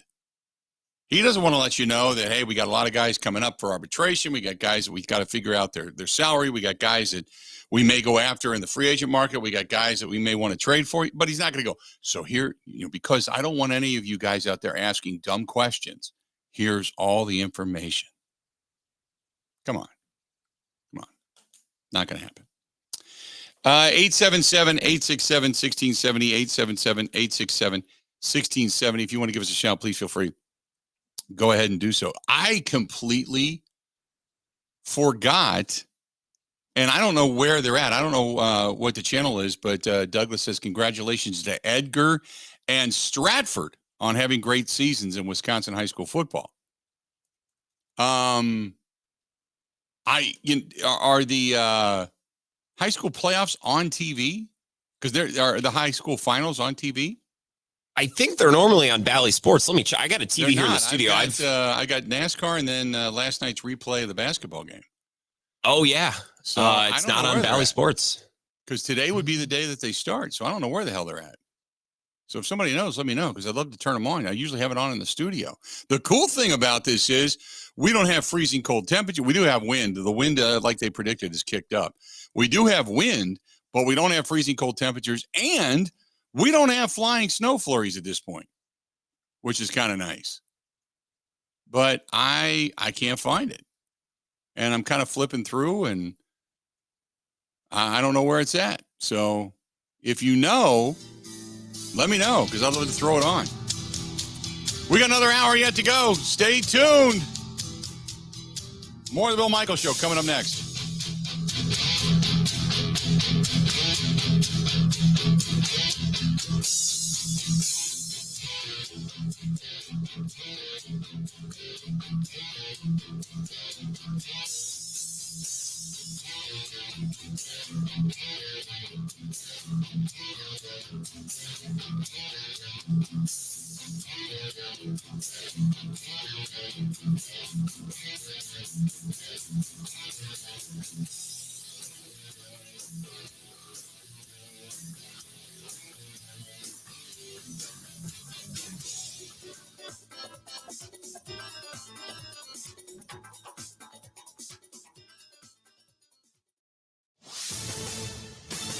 This is a Wisconsin Sports Zone update. Well, the Packers return to the practice field today as they continue to get ready for a visit from the Chargers on Sunday. Last week, the offensive line did a solid job against the talented outside rushers of the Steelers, including former Wisconsin standout T.J. Watt. A similar challenge presents itself this week with Joey Bosa and Khalil Mack on the edges for Los Angeles. Quarterback Jordan Love says it's going to take a similar effort from left tackle Rasheed Walker, right tackle Zach Tom, and the rest of the group. I think O-line did a great job last week just handling all the stuff they kind of thrown at us, and obviously having those two dudes on the edge, and it's kind of the same situation this week. Two really good rushers on the outside, good interior guys. So we'll have a similar plan, and we got to just trust those guys. They're going to go handle business out there. Packers sitting at 3-6 on the year. Chargers 4-5. Kick on Sunday is at noon. Turn to the Badgers. They're going to welcome in Nebraska on Saturday night for the final home game of the season. It's a matchup of 5-5 teams that both need one more win to become bowl eligible. Wisconsin hasn't lost to Nebraska since 2012. Kick on Saturday is at 6:30. Mutual Insurance, keeping Wisconsin strong. As a proud sponsor of the WIAA, Rural Mutual roots for all of Wisconsin's student athletes. Whether they're a hometown hero or they dream of the national spotlight, sportsmanship keeps Wisconsin strong. Visit ruralmutual.com/WIAA to learn more about how they support high school athletics. Rural Mutual Insurance, keeping Wisconsin strong. Well, the Bucks will continue group stage play of the in-season tournament tomorrow when they travel to Charlotte. Milwaukee sitting at 1-0. The Hornets are 1-1. Unclear if Giannis Antetokounmpo will play. He missed last night's game with a calf injury. The Wisconsin basketball team get a face-off against Robert Morris tomorrow night. And the Brewers introduced new manager Pat Murphy and new associate manager Ricky Weeks at a press conference this morning in Milwaukee. With this Wisconsin Sports Zone Network update, I'm Zach Heil-Print.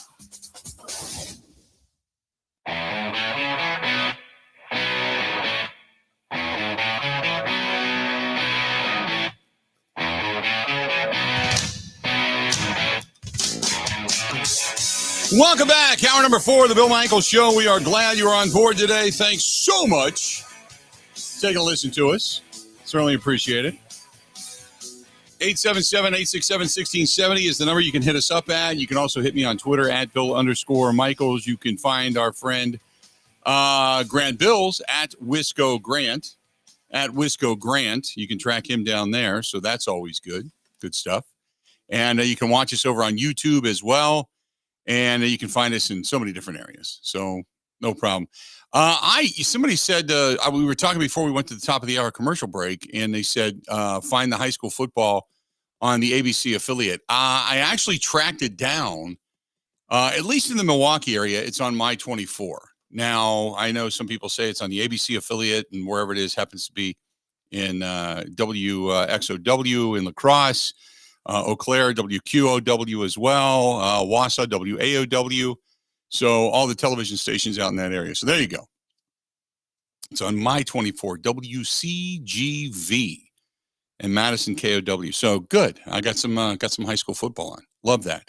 And again, as we said a little bit earlier, and somebody had kind of noted, and I don't remember who necessarily said it, but said congratulations, to Edgar and Stratford. Both great seasons here in Wisconsin high school football. So you got the finals today, tonight, tomorrow, and tomorrow night, and that'd be it. Then you wrap up the high school football season. So excited for that. Let's do this. Let's switch gears. We'll go from baseball back into football. And so last night, Romeo Dobbs had a chance. Mike Clemens caught up with him, and Romeo Dobbs caught up with him, caught up with Jaden Reed. We're going to hear from both of those guys. But one of the things that Romeo Dobbs was asked is, does Matt LaFleur emphasize is this week they finally got a first drive score. They finally got a first half touchdown. They looked more crisp starting out against Pittsburgh. Unfortunately, that didn't sustain because we know midway through the third into the fourth quarter, it really didn't do a whole lot after that. And they also, they moved the football. It was the turnovers that ultimately killed them. So does he emphasize the aspects of the game from week to week or just to match up against specific opponents?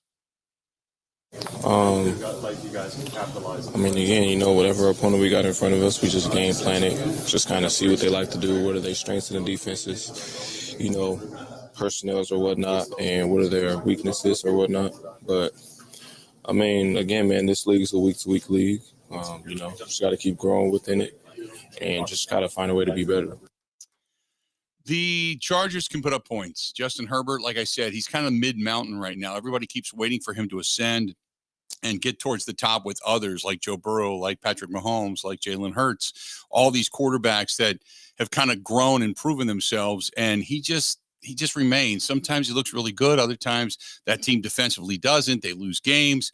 And he has not been able to elevate that team to the point where they've been able to win consistently. So Romeo Dobbs was asked, look, this is a team that puts up points. So have you guys talked about this where, a lot of teams are starting to, in certain situations beyond the 40, they're going for it on fourth down. Have they talked about that because they want to keep the ball out of the hands of the Chargers and because they put up so many points? If I had to, I would definitely leave that up for Coach LaFleur whenever the time comes.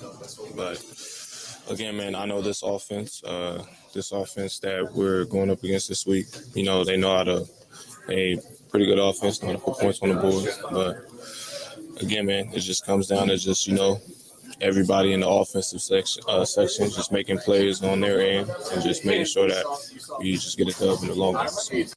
So last week, we've talked about it. Mike Clemens talked about it. This team, after the game the other day, the receivers got together in the back of the locker room. And I don't know what specifically they were discussing. Matt LaFleur very much joked that they were all looking at TikTok. But one of the questions was, when you have a meeting like that, when you get everybody together, when you've got leaders on this team that say, hey, come here, and then guys start to get into the discussion, you have a meeting after the game. When you have that type of situation after a loss, after that Steelers loss, does it help? Does it help you prepare? Does it bring camaraderie together and all that kind of stuff? It helps us tremendously, because, once we watch the tape, we just figure out what we can get better at and, just build off of whatever we did good on. So, again, this week is, another week of football we get to play. It's another opportunity. And we just got to, execute play-by-play, just doing our 111. So, execute, play-by-play, do the 111, all that kind of stuff. It's kind of cliche, but I think the bottom line there is when he said, yeah, it does help. It helps tremendously. And I do. I believe that as well. I really do. The performance last week, we know the Packers put up points. They started to look a little more fluid. They seemed to play better. Even towards the end, they were able to move the football. It's just, like I said, it was the 2 picks that, ended up, dooming this team. But a good performance like that, do you feel now like, here come the Chargers, but do you feel now like you have something to build upon? Yes, it can. Progression is, better than being perfect. So, again, just throughout the week of practice, we just figure out ways to get better. And, just, keen on the details in the meeting room, just make sure that we locked in and everything that we got to get done. So. Keying on the details in the meeting room. You wonder what the emphasis is from Matt LaFleur on stuff like that. If there's last week we heard that, Matt LaFleur really got on the guys about going up and getting the 50-50 balls. Don't allow them to fall, or at the very least, knock them down so the opponent isn't coming down with them. Come back and play more physical. So we heard there was an emphasis there. Now he says it's more details within the meeting room. So he was asked to comment, on Matt LaFleur, saying that the quarterback Justin Herbert and the Chargers, they could end up turning this thing. Here's the thing. I know Matt LaFleur said this thing could be a shootout. The problem is Packers haven't scored more than 20 points in a while, and not that often. So I don't know how you have a shootout when you got one team that comes to the game basically with an empty gun, no bullets in it, so to speak. So when you're talking about a shootout. So has he talked about the ability of this Chargers team to put up points, which means the emphasis is now, the defense has to play well, but the emphasis is on the offense to, 1, sustain drives, keep the defense off the field, and 2, you got to put points up. You can't keep walking away with turnovers and nothing. So he was asked if there was an emphasis on that. This will be huge, man. Like I said before, got some pretty good offensive weapons on that section. But again, it's comes down to the offense. Just make sure we put points on the board, and can't wait to see what it look like on Sunday. Got to put points on the board. Nothing deep. You know what I mean? There's nothing deep here. I would not pay Romeo Dobbs to promote a boxing match or a UFC fight. Let's say we had Sean Merriman on earlier this week. Romeo Dobbs probably doesn't have a career in promoting. No, I would agree with that. We got one more for you. One more. And the question was, what do the Green Bay Packers need to do to prevent a loss at home? Nothing really different. Just making sure that we, just honing on the details more in practice, and just making sure that, just staying locked in, in the meeting rooms, practice field, just making sure that we get everything corrected. So, a lot of the same old, in other words. A lot of the same old. I agree with you, though. There's not I can't imagine Romeo Dobbs getting into a huddle and being a rah-rah guy. Very subdued. Then again, Devontae Adams was that way. He was that kind of guy. He was the guy that he was very monotone, very cool, calm, and collected. Got on the field, had a little more fire to him, but he was if you walk softly and carry a big stick, that's all we care about. Speaks clearly, and I like what he has to say. He's just all business. There's no showmanship. Nope, completely agree, 100%. 877. When we come back after the break, we're going to hear from Jaden Reed as well, and we'll get into that. By the way, I live in the Milwaukee area. I found the games. They're on my 24. I know people are searching for it, but people are saying, hey, look, I just went to such and such and General Hospital's on. I don't know. If I'm not living there, I don't know. I don't know what to tell you. And I'm not searching for it on the fly. I started scrolling through all the channels just to see what the hell I had in my area. So you got Stratford taking on Darlington right now. So which is fantastic. And they just kicked off, just got underway. There's just over 8 minutes to go in the first quarter. But if you got General Hospital on, I'm sorry, man. I don't know what to tell you. I really don't. Let's do this. We'll step out real quick. We'll take a quick break. We'll hear what Jaden Reed has to say when we come back. We got a lot more to get to. We got What Do We Miss coming up at the end of the program today. The Bill Michaels Show continues on. This portion of the program brought to you by our friends. I mentioned it a little bit earlier, our friends at Sloppy Joe's and Smoke on the Water. Out at Smoke on the Water, and I can't emphasize this enough, they have the Okachi Christmas concert coming up on December 8th and 9th. It's $75. You get some drinks. You get some heavy appetizers. You can buy a VIP package if you choose to do so.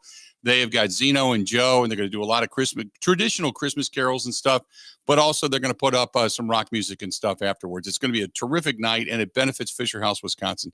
So if you can do it, you can help out military members, their families, their friends, and such, and those that are veterans as well. So please get hold of our friends, Smoke on the Water, Okachi, Smoke on the Water BBQ, Okachi over on Facebook. Same thing on Instagram and such, or just call them directly. But get some tickets while they last. It's December 8th and 9th. You can go either night or both if you choose to do so. But they're doing some good things for Fisher House, Wisconsin, and we can't say thanks enough. Stay tuned. We got more of the Bill Michaels Show coming up after this. This is the Bill Michaels Show on the Wisconsin Sports Zone Radio Network. Everywhere you look, from groceries to utilities to gas, prices keep going up. Pella Windows and Doors of Wisconsin can dramatically help lower your energy costs year-round by replacing drafty windows and doors in as little as 6 weeks. And now you can save even more by taking advantage of no interest and no down payment for up to 36 months when you order by November 30th. Bring the love of Wisconsin's outdoors in through the beauty and quality craftsmanship of Pella Windows and Doors. Whether you're updating or upgrading the look and comfort of your home, Pella has extensive lines of customizable options to meet your needs and your budget. Replacing drafty windows and doors can dramatically lower your energy costs. Pella Windows and Doors of Wisconsin offers some of the most energy efficient windows in the industry. 0% interest and no down payment for up to 36 months when you order by November 30th. Set your free in-home consultation today at PellaWI.com. Certain restrictions apply. See showroom for details. Offer ends 11/30/2023.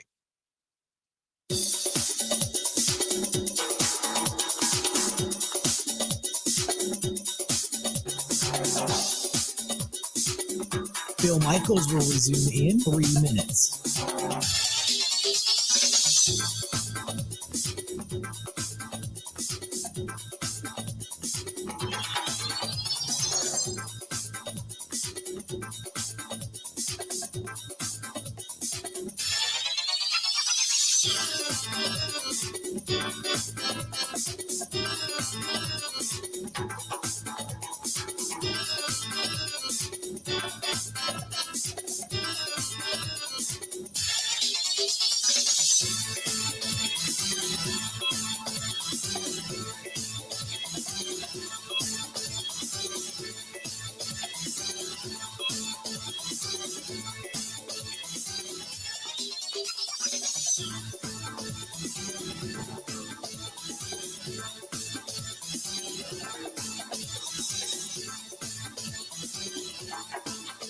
Bill Michaels will resume in 2 minutes.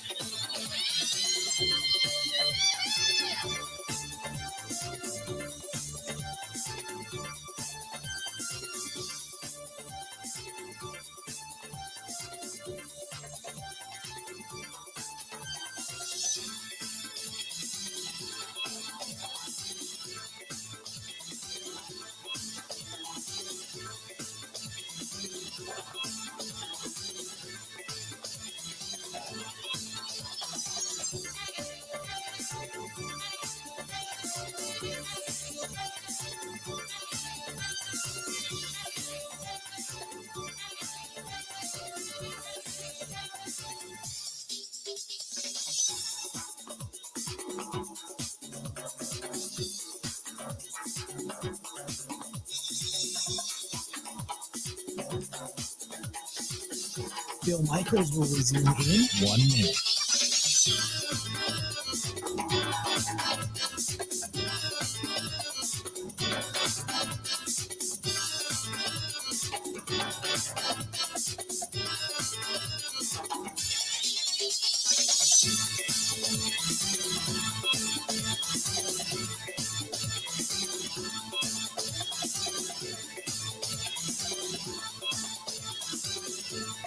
Bill Michaels will resume in 30 seconds.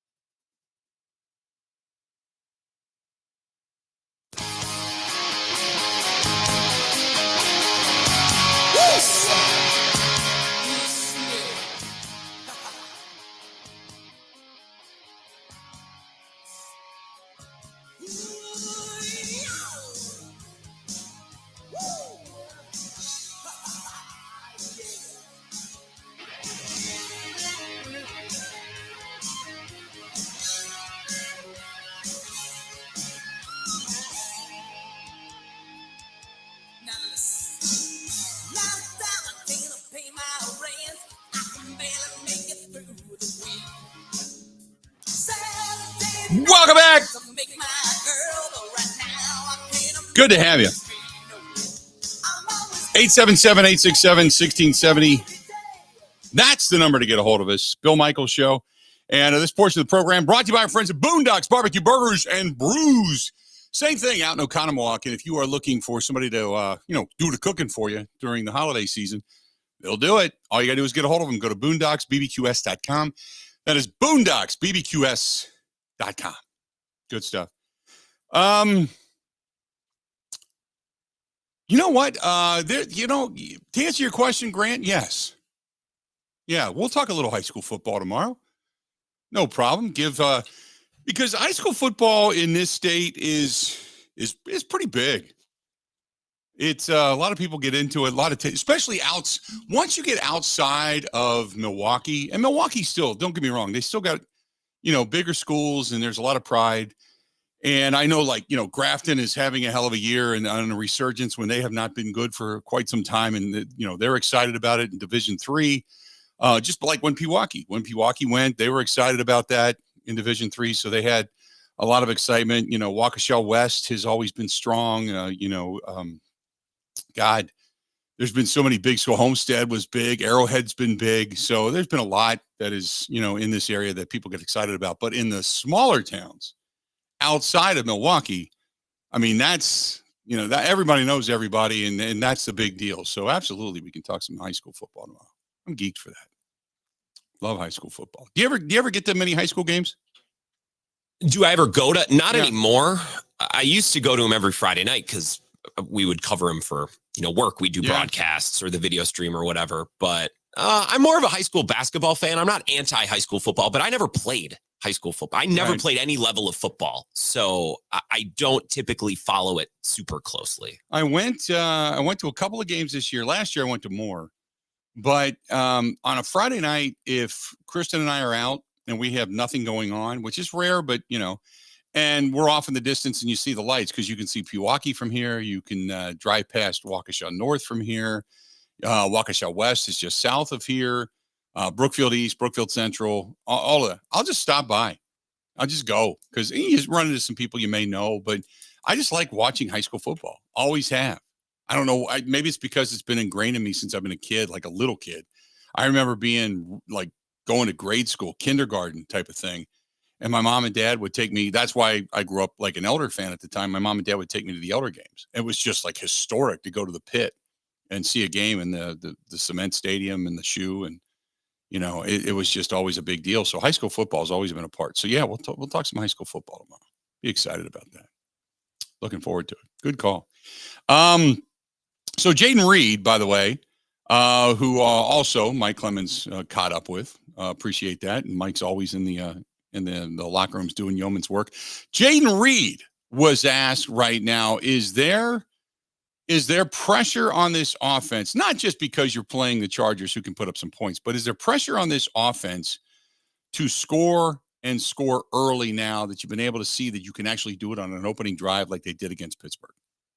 I mean, we've developed a relationship in the receiver room as the season went on. So, we just got that kind of relationship where we all gravitate towards each other. We all with each other. we don't get away from each other, and we try to find our solution on what we can do better to become a better unit. So that's just what we do in our room, and Rome and those guys do a great job of keeping us all together, and that's what we do. Now, Jaden Reed, I like Jaden Reed for what he's accomplished so far. I think his ceiling is probably lower than most, but I have to pause for a minute. The screen froze in here, and I don't know if it did in the broadcast everywhere else in high school football, but everybody's set, the play's ready to go, and I'm waiting for the snap of the football because it catches my eye in the background, and the screen froze. So it's like the perfect all 22 setup where you can literally, if you went to the screen right now, you could draw, circle a guy and say he's going to go this way, and it's the perfect set. Oh, there we go. Okay, I guess they had a technical difficulty out in Madison. So anyway, Jaden Reed said, "Hey, look, they all know that the Chargers can score; they can put up some points." So one of his comments is, "We got to do the same. We got to score early and got to score a lot." I mean, that's our goal every game. So, we know our job. We just got to watch the film, know our opponent, and, attack this week and execute and practice so it can, translate to the game. One of the things he was asked was, go back to the beginning of the season and what you were thinking and how you were preparing and how you're doing it now and how prepared you are, how much more advanced you are and how much you've improved going all the way back since the start of the season. We looking to score every week, so that's always the mindset. I don't think it's like any pressure, put on to anybody. It's just we understand in this league, certain things you got to do to win. So he was also asked what's more frustrating, the 3-and-out punt or no points scored when you get into the red zone. Just putting it all together, really. That's what we've been trying to do, and obviously we did struggle in the red zone last week, and that's why we got this week to bounce back and work on it. And that's just our mindset, trying to find ways to get better and improve on the things that we didn't do well in the previous game. So, and then he was also asked, look, the meeting after the game last week with all the receivers, was that something that was brought up by the guys? Or was that something that one of the coaches had pointed out and said, hey, why don't you guys get together and talk about it? It's all player-led. It's just the relationship we have with each other. And, that's what we continue to try to do, stick with each other. There you go. All player-led, which, I think is good. It can be helpful. That way, put it this way. First thing is it gets around if there's finger pointing on the field. Because you've already discussed certain things and where you're supposed to be and when and such. So you get around anything like that because you're having a very frank and open, honest discussion about a lot of things. There are advantages and disadvantages to the way that Goody built this team. Like, everyone's young, right? Yep. And the disadvantages of that is if none of these young guys are putting it together, the team can look really bad. And they've looked really bad in certain games, but one of the advantages of everyone being young is no one has a leg to stand on. Like, no one can finger point because none of these guys have ever accomplished anything. So I think maybe that's a big advantage of this season, where if Reed messes up, it's not like Luke Musgrave can yell at him. Luke Musgrave hasn't accomplished anything either. So that's part of why growing together and being a young team, that's part of why that can be good. Right. No, I agree. Pac Fan says, how good was your high school football team? Did you guys ever play for the state? We weren't that good. My junior year, back in the day, if you ever remember the name of Moeller High School, Jerry Fouts, who was ended up being the head coach at Notre Dame for a short period of time. Jerry Fouts was the head coach of Moeller for a long time. Moeller just dominated the state. Moeller was the absolute beast. And my junior year, now I started ever since I was a freshman. I started on varsity in the freshman year, but my junior year, we started off 7-0, and it looked like, that was everybody's rival in the GCL. And it looked like we were going to be legit. And I'll never forget. They had brought in auxiliary stands, and God, they had 20,000 people there. It was packed. And they brought in auxiliary stands in the end zone. I think that might have been the first time that we got a sniff of like an ESPN back in the day. I can't remember, but I know there was a national It wasn't a broadcast. It was just there getting highlights. And we got dump trucked. I think we lost like 42-14, something like that. That was pretty much it. And then after I graduated, that's when they really started to get good. Like 5 years after I graduated, they hired a couple of different coaches, but Billy Ramsey came in and really took it over the top. As a matter of fact, Ramsey's kid ended up going on to play at Indiana. He was a quarterback for Indiana for a short period of time. But yeah, got dump trucked. So, Pac-Fan says 56-14 was the final. Yeah. Yeah, we got dump trucked. So, but yeah, it was, we got beat up pretty good. And then once they fired Coach Backus, I never liked him. Was never a fan. But once they got rid of Backus and then they started to change the program a little bit, and then it got big, and now it's like crazy. They're sponsored by Under Armour, and God, their field is fantastic. They've resurfaced and refurbished the pit, and they still bring in all the auxiliary stands, and it gets crazy. And the schedule they play is amazing because they play their schedule within the city, but they play all the top state teams, the top state Kentucky teams, Indiana teams, and they'll get a team every now and then. They'll either go to or get a team from like Texas or Florida or something like that. It's big time. It's big time. So, and now everybody is good. Xavier is good. LaSalle is good.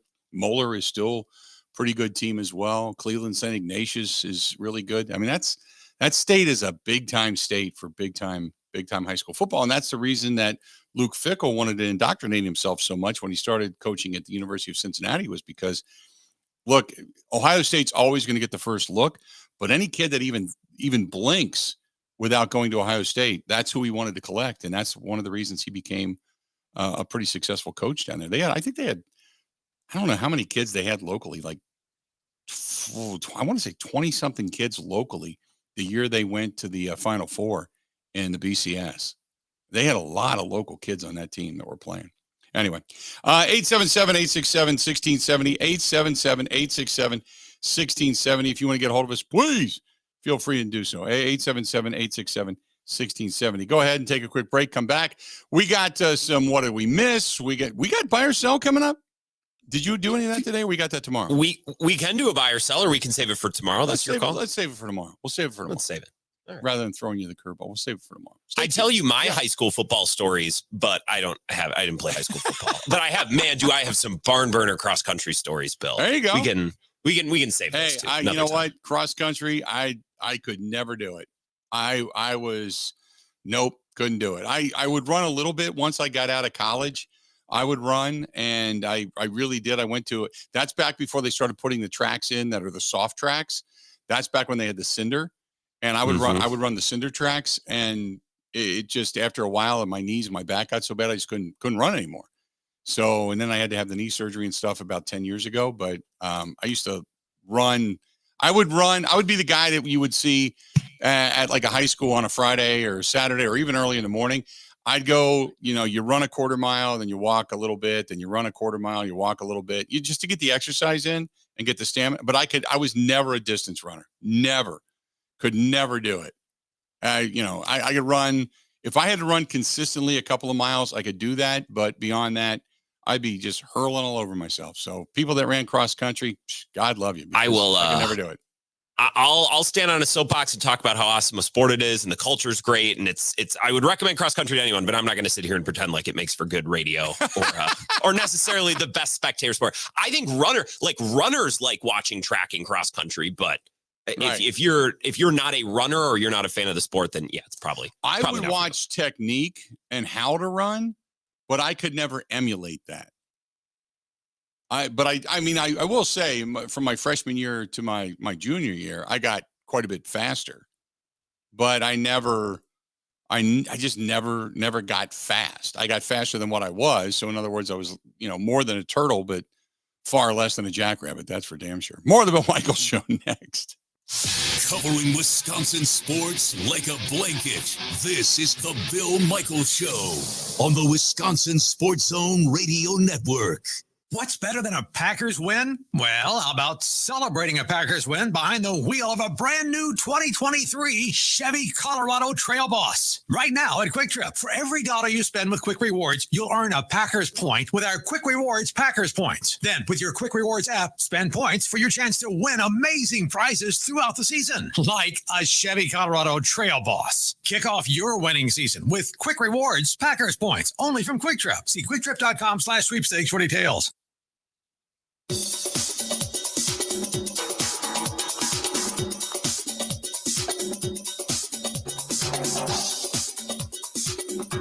Bill Michaels will resume in 5 minutes.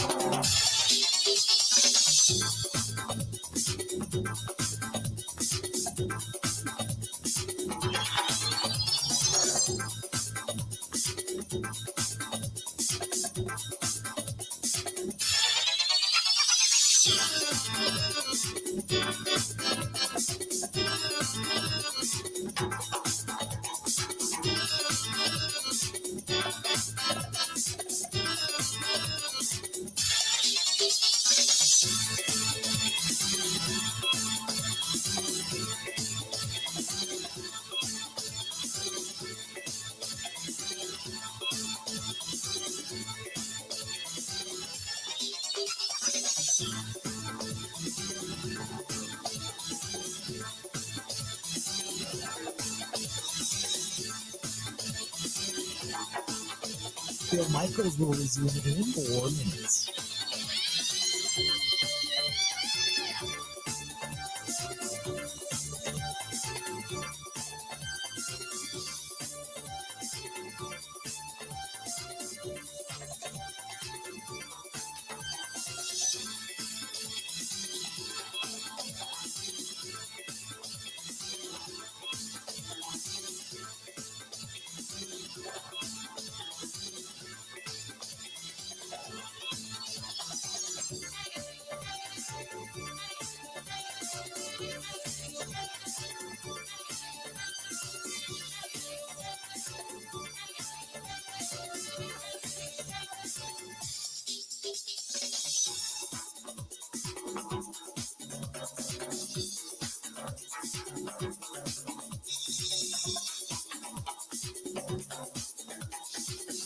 Bill Michaels will resume in 3 minutes.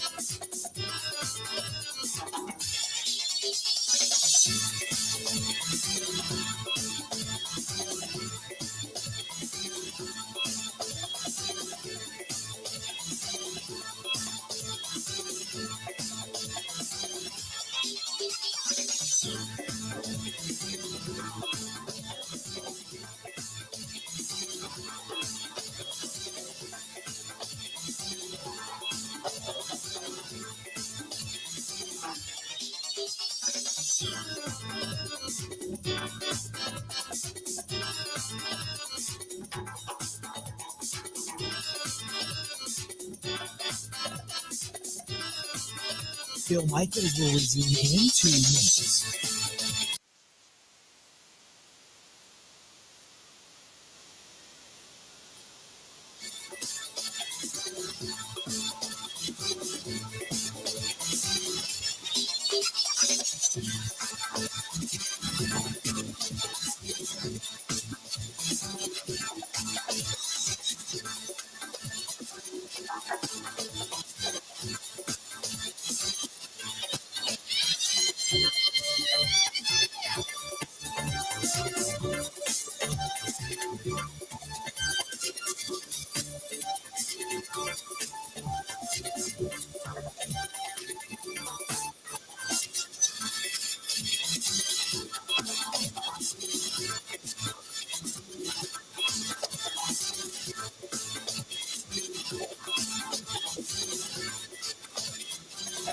Bill Michaels will resume in 1 minute.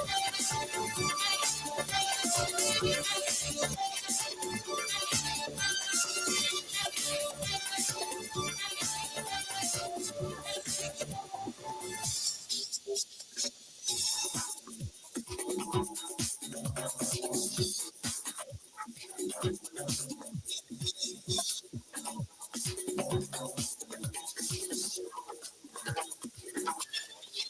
Michaels will resume in 30 seconds.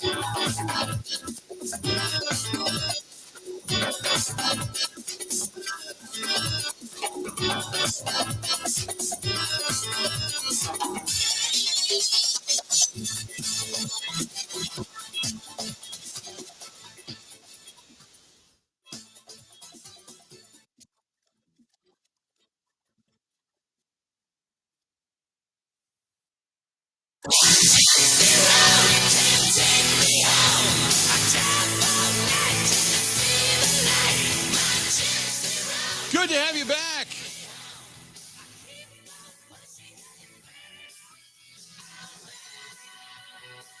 Bill Michaels Show continues on. Hey, don't forget about our friends, Big Boar Barbecue, lunches, dinners, catering, right out there in West Salem. Carter and his brothers, they bought the place. It is still family owned. That's the best part about it. Not only is it tremendous food, but like I said, the catering. So if you want to say thanks to your employees for the end of the year and just say, hey, we appreciate all that you've done for us, you can call them. If you want to take them there, you can take them. Or if maybe you got something else in mind, you can always call over and help out as well. And give me a shout. 608-612-0387. 608-612-0387. That is BigBoarBBQ.com. BigBoarBBQ.com. BigBoarBBQ.com. In West Salem, right out there outside of La Crosse. And I try to stop there every time I go into that area. Love that place. Always have, always will. Jordan Love went and spoke to the media yesterday. If you didn't miss it, we played it last night, but if you missed it last night and you didn't listen to the huddle, Jordan Love talking to the media, here's what he had to say. Last week, and how does that carry over? Yeah, I think, sorry, in the background. Yeah, I think last week, just starting the game fast, and being able to put up points early was a huge step. Something we've been, harping on and focusing on, which I think that'll definitely carry over to be able to continue that. And then, I think just continue to finish those games when we get those close games, being able to go find a way to win them is what we got to keep building on. Jordan, where do you think you've seen the growth in Jaden's game over these past few weeks? It seems like his production has obviously increased, but on the field and off the field, where's the biggest growth? Yeah, I think now he's got a lot more comfortable with the system, with the routes he's running, where to be, the coverages he's getting for these routes. And I think he's playing really fast. He's not thinking. He knows what he's doing. He knows where he needs to get to. And obviously he's a really fast, dynamic player. And I think he's just able to play really fast right now. And obviously he's making plays on the back end, catching the ball really well, and doing some good things after the catch. How much of that, we talked after the game about that first play of the final drive, how much of that is a trust throw? You got to throw it up there and trust that he's going to do it. Yeah, I mean, it's a trust play, and it's, frankly, it was a little bit lucky, which you need. But in the end of those games, in that situation, there's less than a minute left. We got to go a big chunk of the field, and we got to score a touchdown. You need a chunk play right there. You need a big-time player to step up and get those yards, and that's exactly what he did. So that was awesome. What was the lucky part of that? Falling down, getting tackled. The route was really supposed to go kind of right down the middle between the safeties, and he kind of saw where I was going and what I see. So just having that trust, being on the same page right there, and him just coming across and going up getting that ball, making an awesome, finish, getting out of bounds was the lucky part. So. Yeah, third quarter, you had the throw in the end zone to Musgrave. Were you going back shoulder there? Is that what you were trying to do? Yes. Had you practiced actually doing back shoulder on that play in the past, or is that something that was new for you guys? And is that one of the reasons it didn't click? And if that's the case, how often has that been happening this year where you try to do something that you haven't practiced yet and, maybe the next time you hit on it? Yeah, no, that was, it's a play we've practiced a good amount, but for that specific look, that was kind of the first time we saw that look, something that we weren't really expecting. So they did a good job mixing up their coverages, things like that. But, it was a look that we haven't seen. And that's exactly what I was trying to do. I was trying to back shoulder Luke over the top, but, it's just kind of one of those looks that we haven't practiced, haven't got reps doing. So he wasn't on the same page as me on what I was thinking. So like you said, it's one of those things that now we've seen, and we can grow from that and learn going forward. And if we get that look again, I'm sure we'll capitalize on that. Jordan, was red zone offense a focus at all in practice today? Not today. So, we'll put it on a red zone package on Friday. That's when we'll focus on that. But during the week, it was definitely a focus just watching our red zone, the concepts we ran. We started off good, had those 2 touchdowns. The one to Jay Reed wasn't in the red zone, but the one to Rome was. And then, obviously having those trips to the red zone in the game and not coming up with points was something we focused on when we were watching film on, what we could do better and areas we can improve on, what plays we need to be getting to. But we'll focus on our red zone stuff on Friday.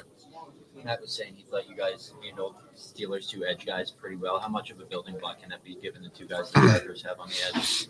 Yeah, no, I think O-line did a great job last week just handling all the stuff they kind of thrown at us, and obviously handling those 2 dudes on the edge. And it's kind of the same situation this week.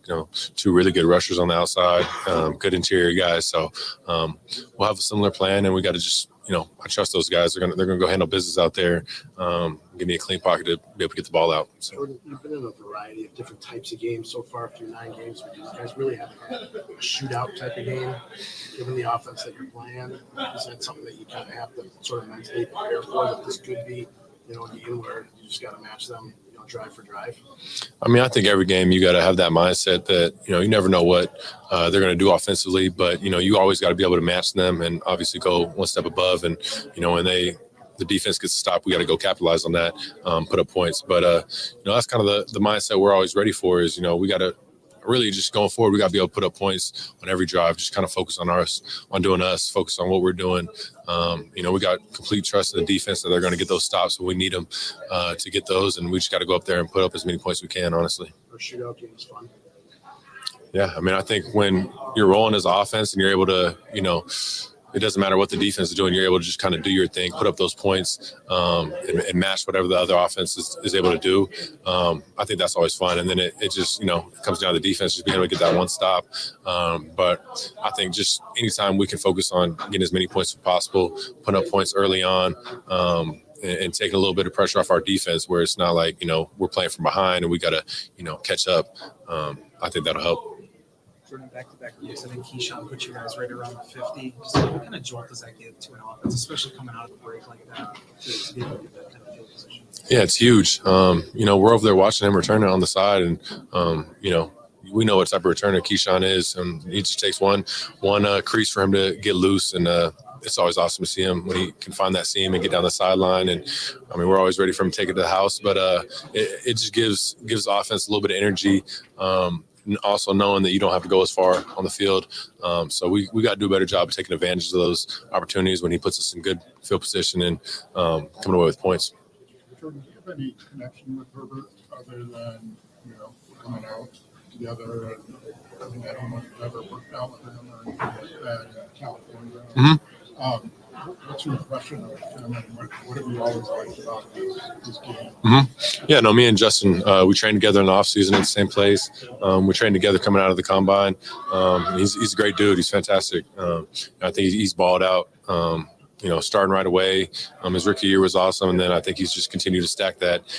He's a great player, and he's been doing some really good things. And I think it's awesome to watch, all the guys that came out with me in that draft class, just doing big-time things. And, he's deserving of everything that's come to him so far. You guys ever check to see who can throw it the farthest? Just to see what? Sorry to hear. Who can throw it the farthest? Who was the, No, we haven't done. Per hour? No, we haven't done any of that stuff. No. Is there anything specific the last couple of months you can pinpoint that's helped get the downfield passing game going? No, I mean, I think it's just something that we just got to keep going, keep working at, keep improving that daily. But, I'm just giving those guys the opportunity to go make plays down the field.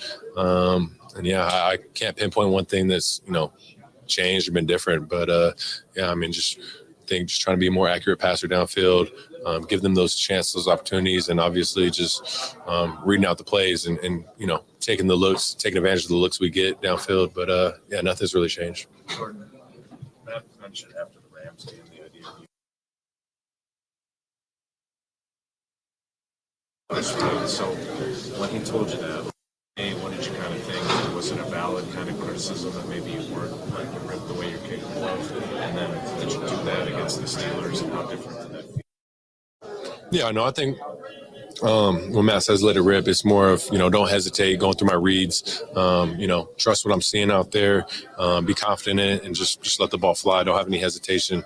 And that's definitely something I've been, trying to focus on, is just trusting my reads, trusting my feet. When it's time to let the ball come out, just trust it, be confident in it. Just playing, trying not to make mistakes, if that makes sense.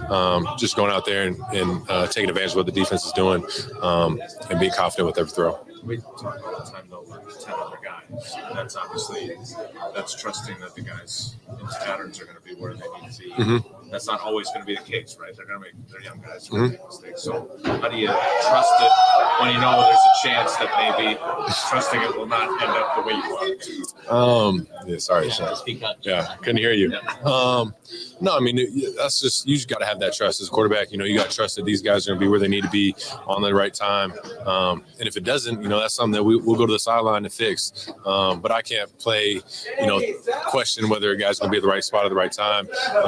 I just got to be able to trust it, trust my reads. And if they're not there, then, I'll have the feeling of, all right, the timing's thrown off. This guy's not where he needs to be, and just progressing through, finding those checkdowns, things like that. It's not something that I try and spend too much time focused on. Is I just got to be able to have that trust in these guys, and I do. So. Taking a lot of heat this week, and what do you say to him, or what do you guys do to just try to get something going a little bit? Yeah, my message to Chris is just keep your confidence. Don't let any of that stuff ever let your confidence waver or anything like that. Like, I got complete trust in Christian. I know he knows this, but the ball's gonna. Like, I trust all my receivers. The ball's going to come out regardless. So just keep that confidence. We all, when you're losing, it's a lot of people want to point fingers, things like that. So it happens. It comes with the territory. He's a professional. He knows that, and that's everybody in the locker room. But I just told him just keep that confidence up, keep making plays, just move on to the next one. But a lot of it isn't his fault. I could be better for him, things like that. So just keep that confidence. I trust these guys, and we're going to go up from here. There you go. That's Jordan Love talking to the media, and just that last portion of it, I thought was important. And you hear that, what do you say to Christian Watson? And it just, you got to keep plugging away and don't lose your confidence. It's not like he's going to stop throwing him the football. But I said this last night. I'll say it again today for those that didn't hear it last night during the huddle. I think just that particular back and forth with the media with Jordan Love, that's probably the most comfortable and more confident and more assured. I don't know. There's just something about him, that he sounds better. And I don't know if that's an indicator of things to come. I don't know. But normally it's very robotic. It's very cliche. And there's a few answers like that where it sounds like he's searching for words and just throws out the cliches, but just sounded better, for lack of a better term. Just sounded better. We got What Do We Miss? When we come back, stay tuned. More of the Bill Michaels Show next. Covering Wisconsin sports like a blanket. This is the Bill Michaels Show on the Wisconsin Sports Zone Radio Network. Everywhere you look, from groceries to utilities to gas, prices keep going up. Pella Windows and Doors of Wisconsin can dramatically help lower your energy costs year-round by replacing drafty windows and doors in as little as 6 weeks. And now you can save even more by taking advantage of no interest and no down payment for up to 36 months when you order by November 30th. Bring the love of Wisconsin's outdoors in through the beauty and quality craftsmanship of Pella Windows and Doors. Whether you're updating or upgrading the look and comfort of your home, Pella has extensive lines of customizable options to meet your needs and your budget. Replacing drafty windows and doors can dramatically lower your energy costs. Pella Windows and Doors of Wisconsin offers some of the most energy efficient windows in the industry. 0% interest and no down payment for up to 36 months when you order by November 30th. Set your free in-home consultation today at PellaWI.com. Certain restrictions apply. See showroom for details. Offer ends 11/30/2023.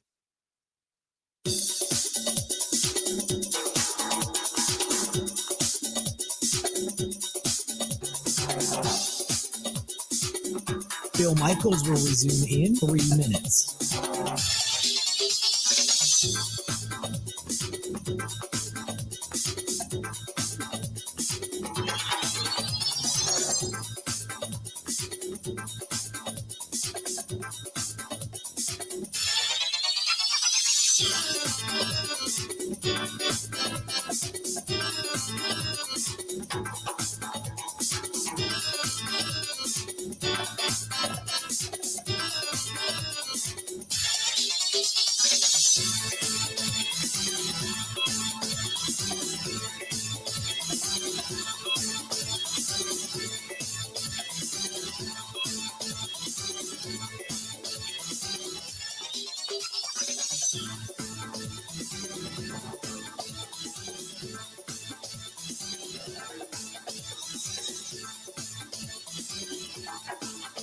Bill Michaels will resume in 2 minutes.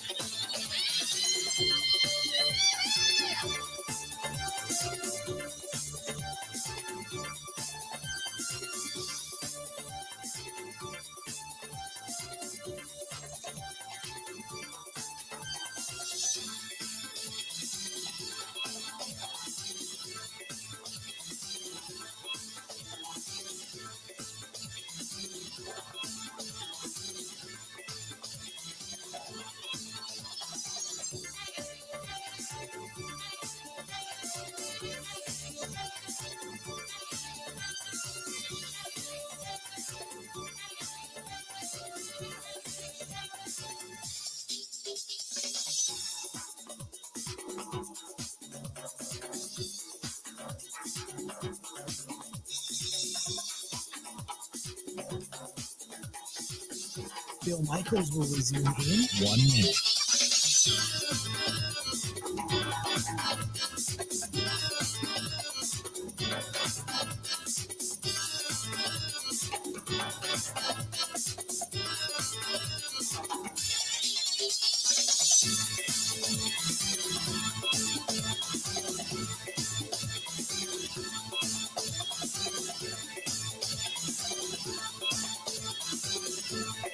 Bill Michaels will resume in 30 seconds.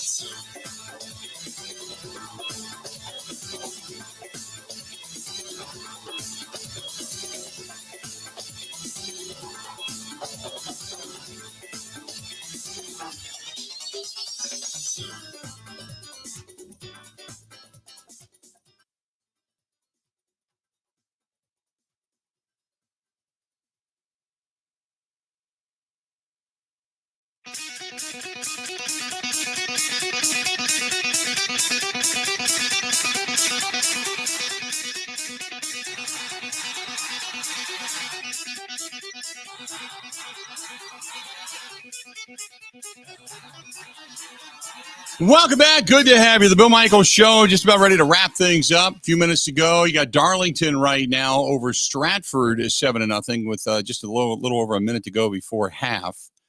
So I wanted to give you an update there on high school football.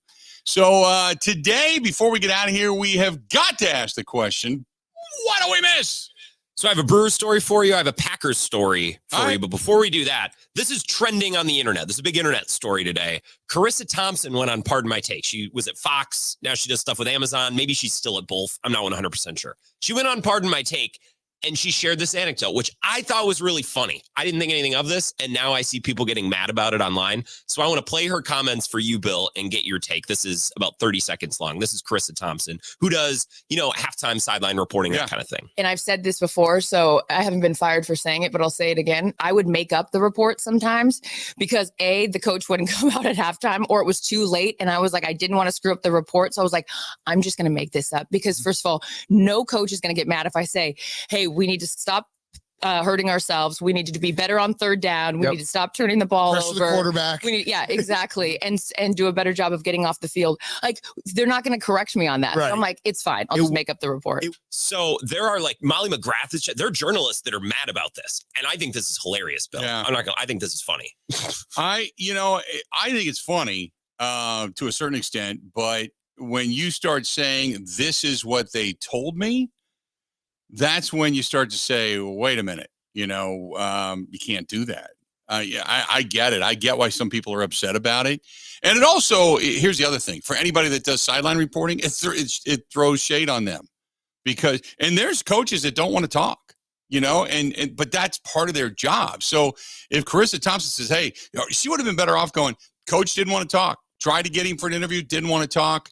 Obviously they got some things they're taking care of, or he's upset about this or this and this. Then it's kind of you saying this is what they need to do, and the coach wouldn't talk to me. But boy, I can see that she's going to take a lot of heat for that. And like she said, she's never been fired for it. But now that she's actually put it out there and exposed it for what it is, boy, do you think she gets fired for it? No, I just think it's funny. I think it's funny that she can sum up all of the sideline reports into like 3 or 4 cliches. Right. It's like, better on third down, got to pressure the quarterback. I think the halftime, is more about what happened versus what are you going to do. No coach is ever going to give you, they're never going to give you like total breakdown. But if you can say, Coach, what happened there? How do you correct that? He can say, hey, look, guy ran the wrong route. Whatever happened, blah, blah, blah. And, they need to pay attention to detail. Okay. That I can appreciate, but I get it. I understand why people are going to be mad. So 2 things, and we don't really have time to dig into these, so maybe they can both be conversations for tomorrow. Number 1 is Jesse Rogers of ESPN reporting that the Cubs are going to keep an eye on Corbin Burns if the Brewers start to sell out. So pay attention to that. And something that we should definitely talk about tomorrow, Dan Graziano of ESPN mentioned the Packers as a sleeper team to sign Kirk Cousins this offseason. So just all I'm saying, just think about that. And that would not surprise me. I've said that before. That would not surprise me if they decide in Minneapolis to cut him loose. It would not surprise me if first of all, he's been good in the division. And secondly, he'd be a good veteran to kind of lead the way if indeed you don't believe that Jordan Love's the guy. So no, he would be a good gap filler. And then you probably go out and try to find yourself another quarterback along the way, somebody that can sit now behind Kirk Cousins for a couple of years. So, but remember, Kirk is going to want everything guaranteed up front. Just an FYI. Just remember that. All right. What a day. Today flew by. Great stuff by everybody. Charch is always good. The live stream got off to a rough start. In-ended strong. Everybody. Good stuff.